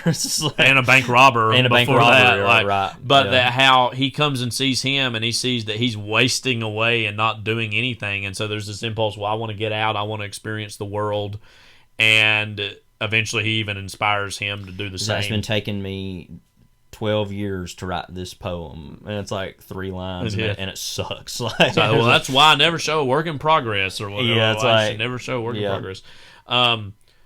We can talk a little bit, too, about what the larger message of this movie is, because that's something you said that you're not exactly sure when we were talking about it. What is the message of this movie? Because I feel you're right that the message, at least at first, is this whole idea of, you can, this kind of pull between the great beyond of life, of, I need to travel and do these things, and just settling down and have a family, and that irresponsibility of choosing one and trying to have the other. Yeah. But then the end of the movie ultimately almost contradicts. Is saying, no, it's better to tell these stories, and it's like, it's better to embellish. And I think ultimately the metaphor is like this idea of being a creator, or to like allow yourself to be creative and not be so, that, what was it that a nice Nin once said, reading or writing is a spice of life, or whatever, that idea of that, life isn't worth anything if you're not creative, which is something I kind of, for the most part, agree with, but it seems kind of like a contradiction of the movie to say, he didn't do this, and then by the end he realizes, he didn't do it, though, because he wanted to be creative, but it just still feels kind of like a letdown of an ending in a way of like, okay, but which is the thing that is preferred? I'm not really sure, and does it justify, you need to be creative and go out there and see the world, but yet, and that Billy Crudup understands that, but yet he felt bad because that was caused his own neglect. I don't know. It just seems kind of strange to the point where I'm not really sure exactly what the movie's trying to say. I don't know. What are your thoughts on that? Yeah, I would agree. I think one of the most heartfelt moments of the movie is when, Albert Finney's character is literally on his deathbed. He's about to die. And early, like several times in the movie, he was in these kind of tough situations. And he's like, well, I know this isn't how I'm going to die, because he saw in the eye of a witch, who was played by Helena Bonham Carter's character, that, you look in the eye of the witch and you see how you're going to die. And so there's all these times where, he could be in trouble, but he's never stressed about it, because he's like, well, I know this isn't how I die. And, it's a very heartfelt moment towards the end of the movie where Billy Crudup's sitting with him on his deathbed, and he's had a stroke, he can't talk, he can't communicate, and Crudup kind of spells out what his fantasy of how he could see the end of his own father's life. And so it's as much about him finally giving way to the fantasies of his father as much as it is about him comforting his father in his final moments. And that's where it's like a little action sequence almost happens where they rush out of the hospital. He can kind of magically, he's still not very mobile, but he's certainly more articulate than he is in reality. And then he takes him kind of by the waterfront, and as he's about to take him into the water, they see all the characters who have populated the movie, and he finally is able to put him in the water, and he becomes a literal big fish. He literally becomes, in many ways, what the title of the movie is, and we were literally juggling with each other and poking each other with big fish. Stan Lee. That's what we always say about that, by the way, is because every time Stan Lee was in a Marvel movie, you literally would look around in the theater and they'd be like nudging each other. Oh, that's Stan Lee. Yeah. But anyway, the most annoying thing ever. But yeah, okay. And you get this beautiful moment, and then just the whole idea to say it out loud almost might be perfunctory, but the idea that he was a big fish in everyone who knew him, right? And that he might not have invented some grand invention. He was not some big grand historical figure, even though he had an invention of which we're never sure what some was weird going hand on. Robot device. It's thing. It's like when did Chamber of Secrets come out? 2002.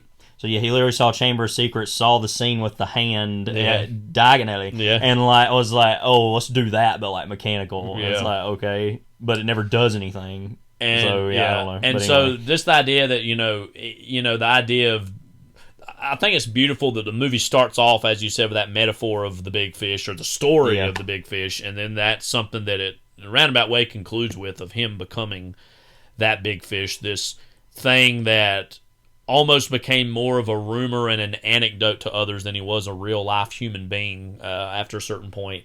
And then he swims away, and then we kind of cut back, and Crudup's with him in his last moments as he finally dies. Because I very think that, beautiful scene that is almost undercut by the funeral that follows, I think, in some roundabout way. I think then later on you see a lot of some of those same characters. I do say, I will give it credit for this, it kind of starts to poke a little bit of holes and saying they're not exactly the mythical people that we thought that they were, but they still showed up. But I think that almost takes away... There is at least some truth to the stories that he told. Mm-hmm. So that is a way for the movie to say, oh no, there was still some... It's like the wind blowing through the wind chimes and liar, liar, liar of like, oh no, but it's true. Like, you know, even though the Korean twins were not conjoined, but yeah. Something that can be easily forgotten about, but I thought was among the most poignant moment in the movie, was when Crudup goes to find an older Helena Bonham Carter who he nearly had an affair with. Right. His father did. Yeah. In the movie.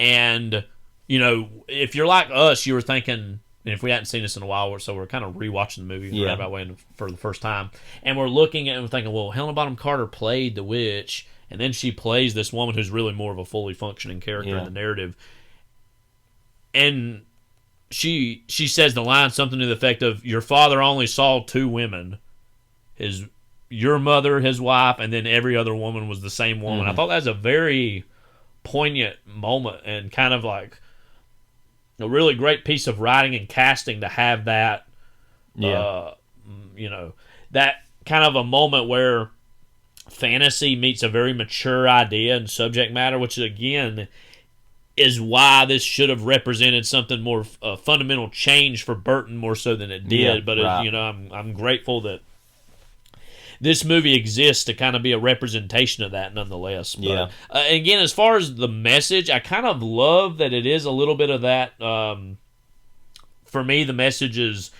akin to, but superior ultimately to the message of a movie that we thought a lot about when watching this, which we'll talk about here in a moment, Forrest Gump. Mm-hmm. The whole idea, the central metaphor of that movie was the feather meant to land kind of by your side or on your shoe, or was the feather a pure chance effect that happened, and is life chance or is life fate or destiny, which I think for a lot of people is the central mystery of life itself.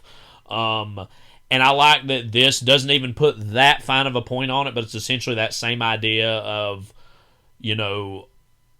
are we the accumulation of all the stories that we've ever heard, or the stories we recognize our life as, or to what extent are the stories we've told about our own life their own attempts for us to rewrite the history that failed to happen to us the first time, which I think is a very poignant thing to say. Mm-hmm. Again, we talked to, Gothic architecture, as we've said, or atmosphere has been a huge portion of Burton's life and career. This felt like among the more artistically motivated versions of that, I would say, because there's a lot of his movies that felt like they were designed first and then a script was written on top of them, and this feels like it was more the opposite, that the aesthetics of the movie were more guided by story as opposed to aesthetics guiding the story, which I think is a more mature aspect for him. We can talk a little bit about, as you mentioned earlier, this turn of the millennium magical realism that was happening. And again, I've read the John Irvin novel The World According to Garp and seen the movie, and then there's also Forrest Gump, which was also an aspect of this. I will say, I think out of these three versions of this, The World According to Garp is the most literary and most high-minded, intellectual, kind of removed version of this type of thing. I think Forrest Gump and this are much more inclined to be romantic than The World According to Garp is. But what do you, in your own mind, why was this such an appealing subject matter at this juncture in history, do you think? Well, I think part of it is maybe because of the sort of, I guess after World War II, just kind of this attempt to try and explain the unexplainable, maybe. I mean, and this was kind of something that was all around the world. Yeah. And this had happened before that, obviously, as well. But obviously, Gabriel Garcia Marquez's books, especially 100 Years of Solitude, is a bigger one of that. Also, Gunter Graus's The Tin Drum, a lot of books by Solomon Rushdie. That I think a lot of these, I said maybe that, I guess that's just kind of my theory, is that with a lot of people it was trying to explain these unexplainable things, and also maybe just a revival of mythology in a lot of ways. But as far as movies, to just list briefly a lot of them that were around this time, Big is one of those. Edward Scissorhands in its own way. Cool World. Yeah, it says Cool here. World. Liar, liar. It says Liar, is. I guess. It actually kind of is. Yeah. Amelie, Hearts in Atlantis. There was something else I was just thinking of. Now I can't remember it. But Eternal Sunshine, sort of, I guess. Some of these I feel like it's kind of... Pan's Labyrinth's a big version of this. Yeah. Curious Case of Benjamin Button. That's I think the impulse with this is, and I think this was a more, as you said, a post-World War II phenomenon of the horrors and shock of what that war meant and represented, that for a lot of starting to thinking of it in a more literary sense, it was a way to kind of grapple with the grim realities of what had been wrought, but also to, almost say that, I don't know, it just depends on the story, but to maybe inject a sense of wonder or a sense of that it's beyond our control, that there's a higher intelligence at play or a higher power, that is behind the how and the why of the things that we can't make sense of ourselves. Yeah. I think, The World According to Garp, I think is a really good book. I think it's a good movie. Is a book that also deals with the nature of coincidence and the nature of, is this tragedy that I've went through, how can I make sense of it? And there's multiple tragedies in that book. I think Forrest Gump and this are in a much more, commercial, less intellectual space, so I think it makes more sense to talk about this than Forrest Gump. Forrest Gump, as we know, is a huge box office success, a huge cultural success, one of the most quoted, beloved movies in the last 3 decades. One that we are not a particularly fan of, and we've critiqued in various points in the past. I think, one thing that this movie is superior to, among many things, is the idea that it doesn't try to make Edward Bloom do a march through history and and be a part of all these big moments. These are all moments that meant a lot to a certain maybe area and collection of characters, but it doesn't take the big grandeur and scope of American history and try to transplant him on top of that. It's a much more smaller slice of life, realistic scale, if there is such a thing. Well, and it's also questioning, did this happen or not? And there's no inherent criticism, really, of Forrest Gump that the story of Forrest Gump has of Forrest Gump. Right. This is a movie that's it's not exactly contemptuous, but it's a little bit taking issue with what the legacy of Edward Bloom is.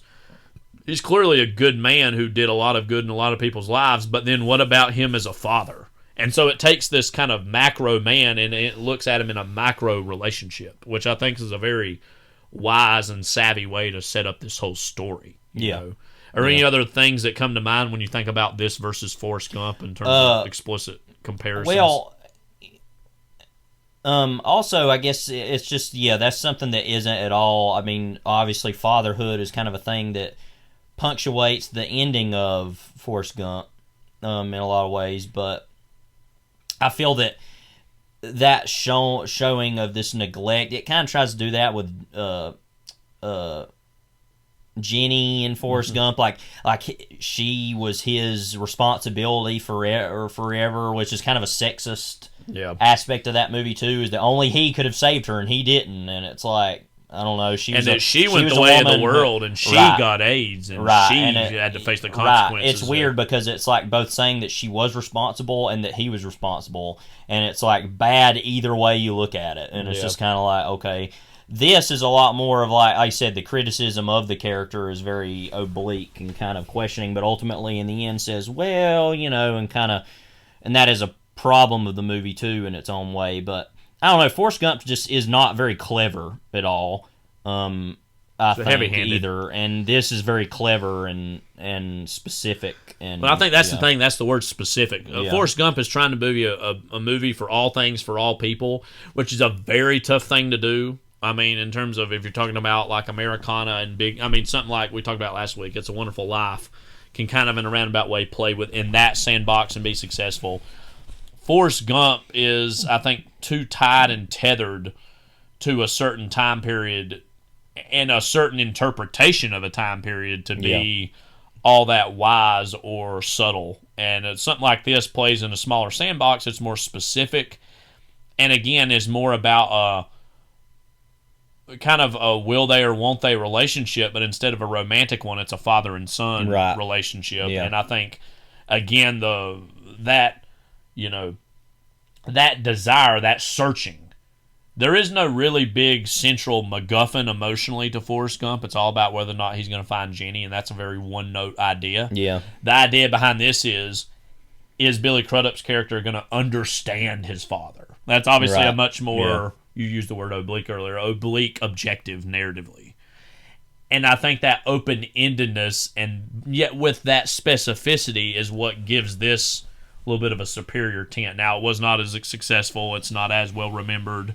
It doesn't, have that big star performance that somebody like a Tom Hanks could have granted to it.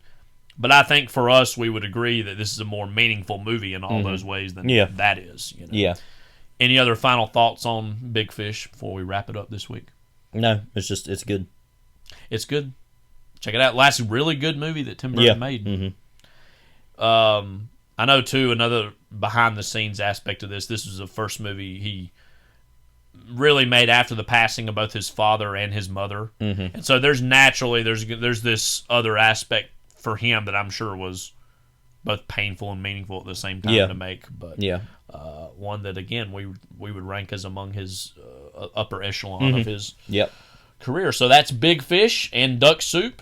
And again, for me personally, I kind of associate New Year's vibes from both of these. Personally, I don't know. Again, I said this last week. Usually around New Year's, TCM shows a lot of Marx Brothers movies, and this is a movie that's naturally about death and birth and these big ideas of transformation, resolutions. It fits like for a New Year's theme for me. Yeah.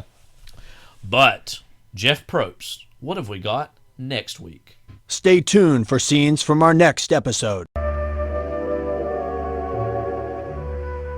You're a real beautiful woman. It's almost kind of an honor sitting next to you. You just shine in my eyes. That's my true feeling, Rosalind.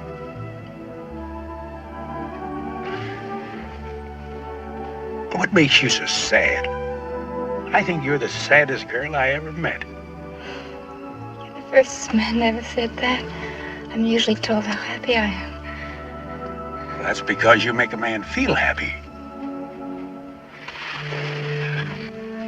I don't feel that way about you, Kay.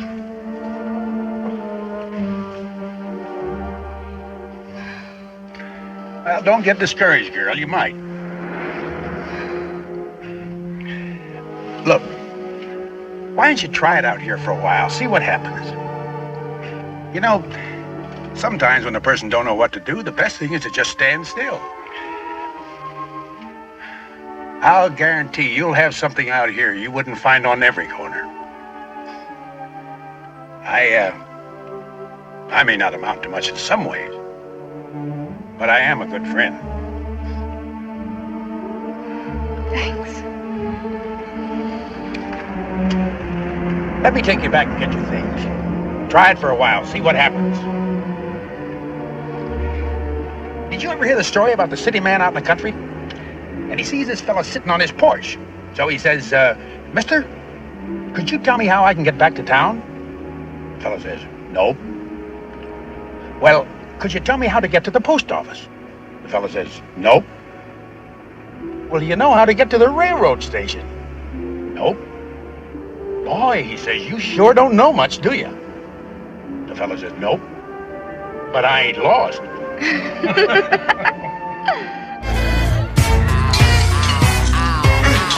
aboard that funk boat that I'm about to start sailing now. All your riggers and all your party chickens, everybody's in the funky blowout. You know where set sail from, just around the corner from the Portobello Road. Downtown W10, in my face, baby, baby, do what you done told. I got bottles of beer and a deck or two. All my friends are now coming in. Lucy and Jules looking good girls, so all aboard, let the party begin. I'm on a mic to make you dance and make you funk and make you sweat from and out till the break of dawn. So get up the wall, let's have a ball. Till the morning comes in.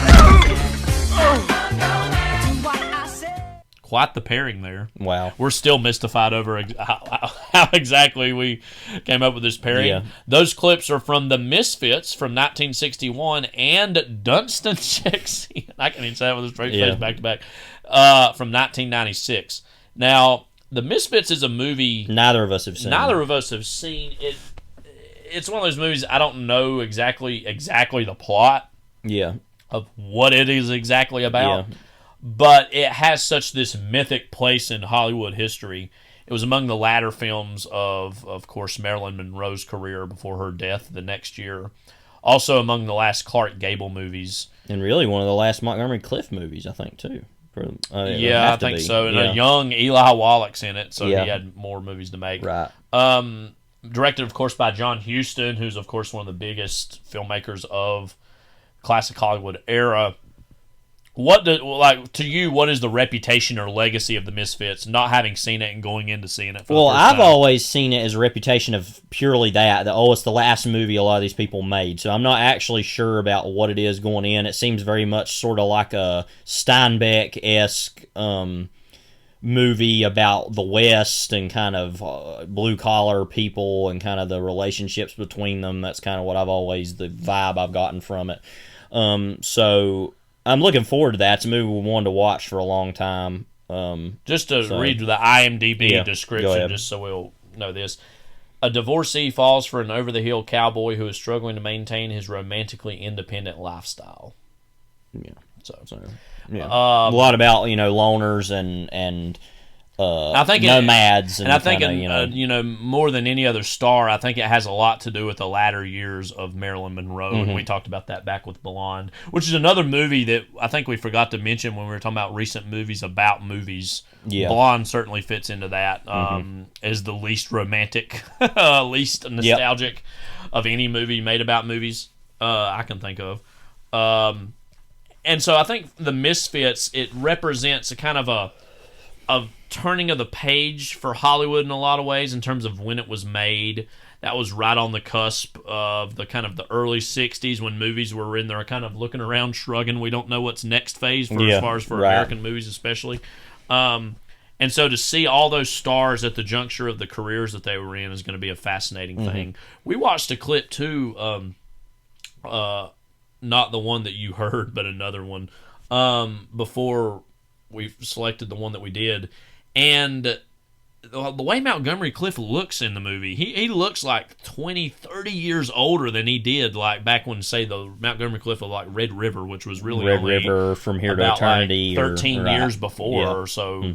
I know he Place had in the Sun. He had a car crash that had kind of physically hurt him a lot, and he was just ways. And he had a lot of health issues. He was just older by then. Yeah, so I think it has a reputation, just looking at it from the outside, of a very mournful, tragic, out with a whimper, not with a bang movie for a lot of the people that it was involved with. And it seems as though that naturally fits the subject matter. So it seems like it's kind of a key text for everyone involved. Speaking of key text, Dunstan Checks In from 1996. Yeah.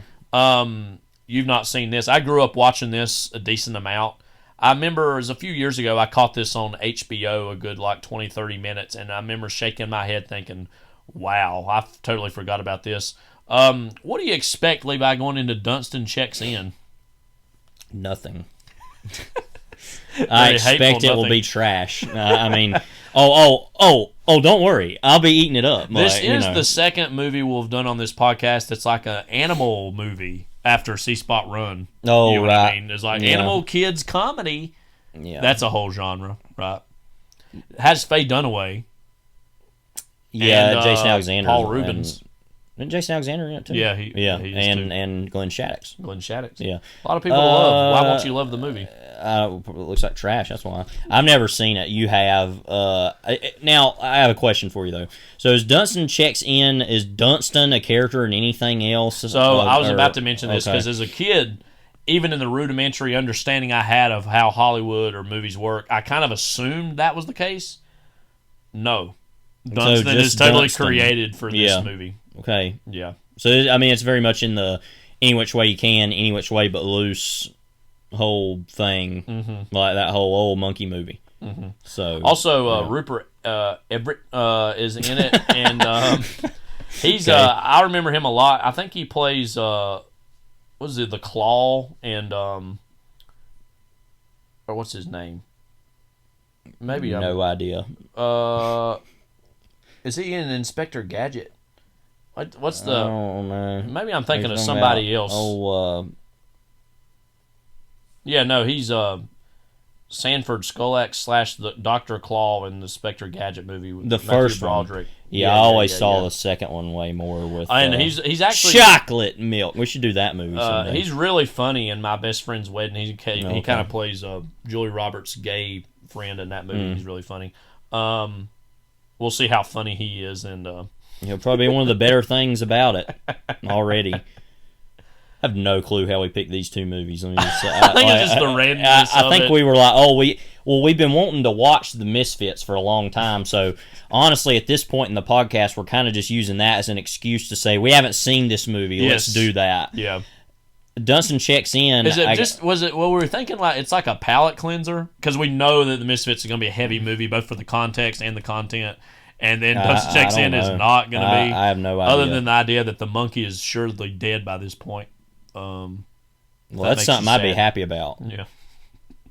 Just because it would confirm that mortality exists. Maybe that's what it's all about. You know, maybe that's like The Misfits. You know, the subtext is text in that mortality exists for us all. Like white noise. Dunstan Checks In reminds us that any animal movie we see that animal is, if not already, will be one day assuredly deceased. So yeah, that's something to think about. Except for maybe a turtle. Yeah, turtles live whales. They live for a long I think the lobsters live a long time, as the lobster taught us. Mm-hmm. The lobster taught me a lot of things about Yorgos Lanthimos, particularly. Yeah. Thought, yes. I'll write it down. So the Misfits and Dunstan Checks In coming at you next time. And we are going to do this the next time. We had thought about taking a break after this. We're actually going to wait a couple more episodes, and then we'll be on, like Oprah on hiatus, as Casper once told us. This is Kyle. This is Levi. Take care. God bless. Happy New Year.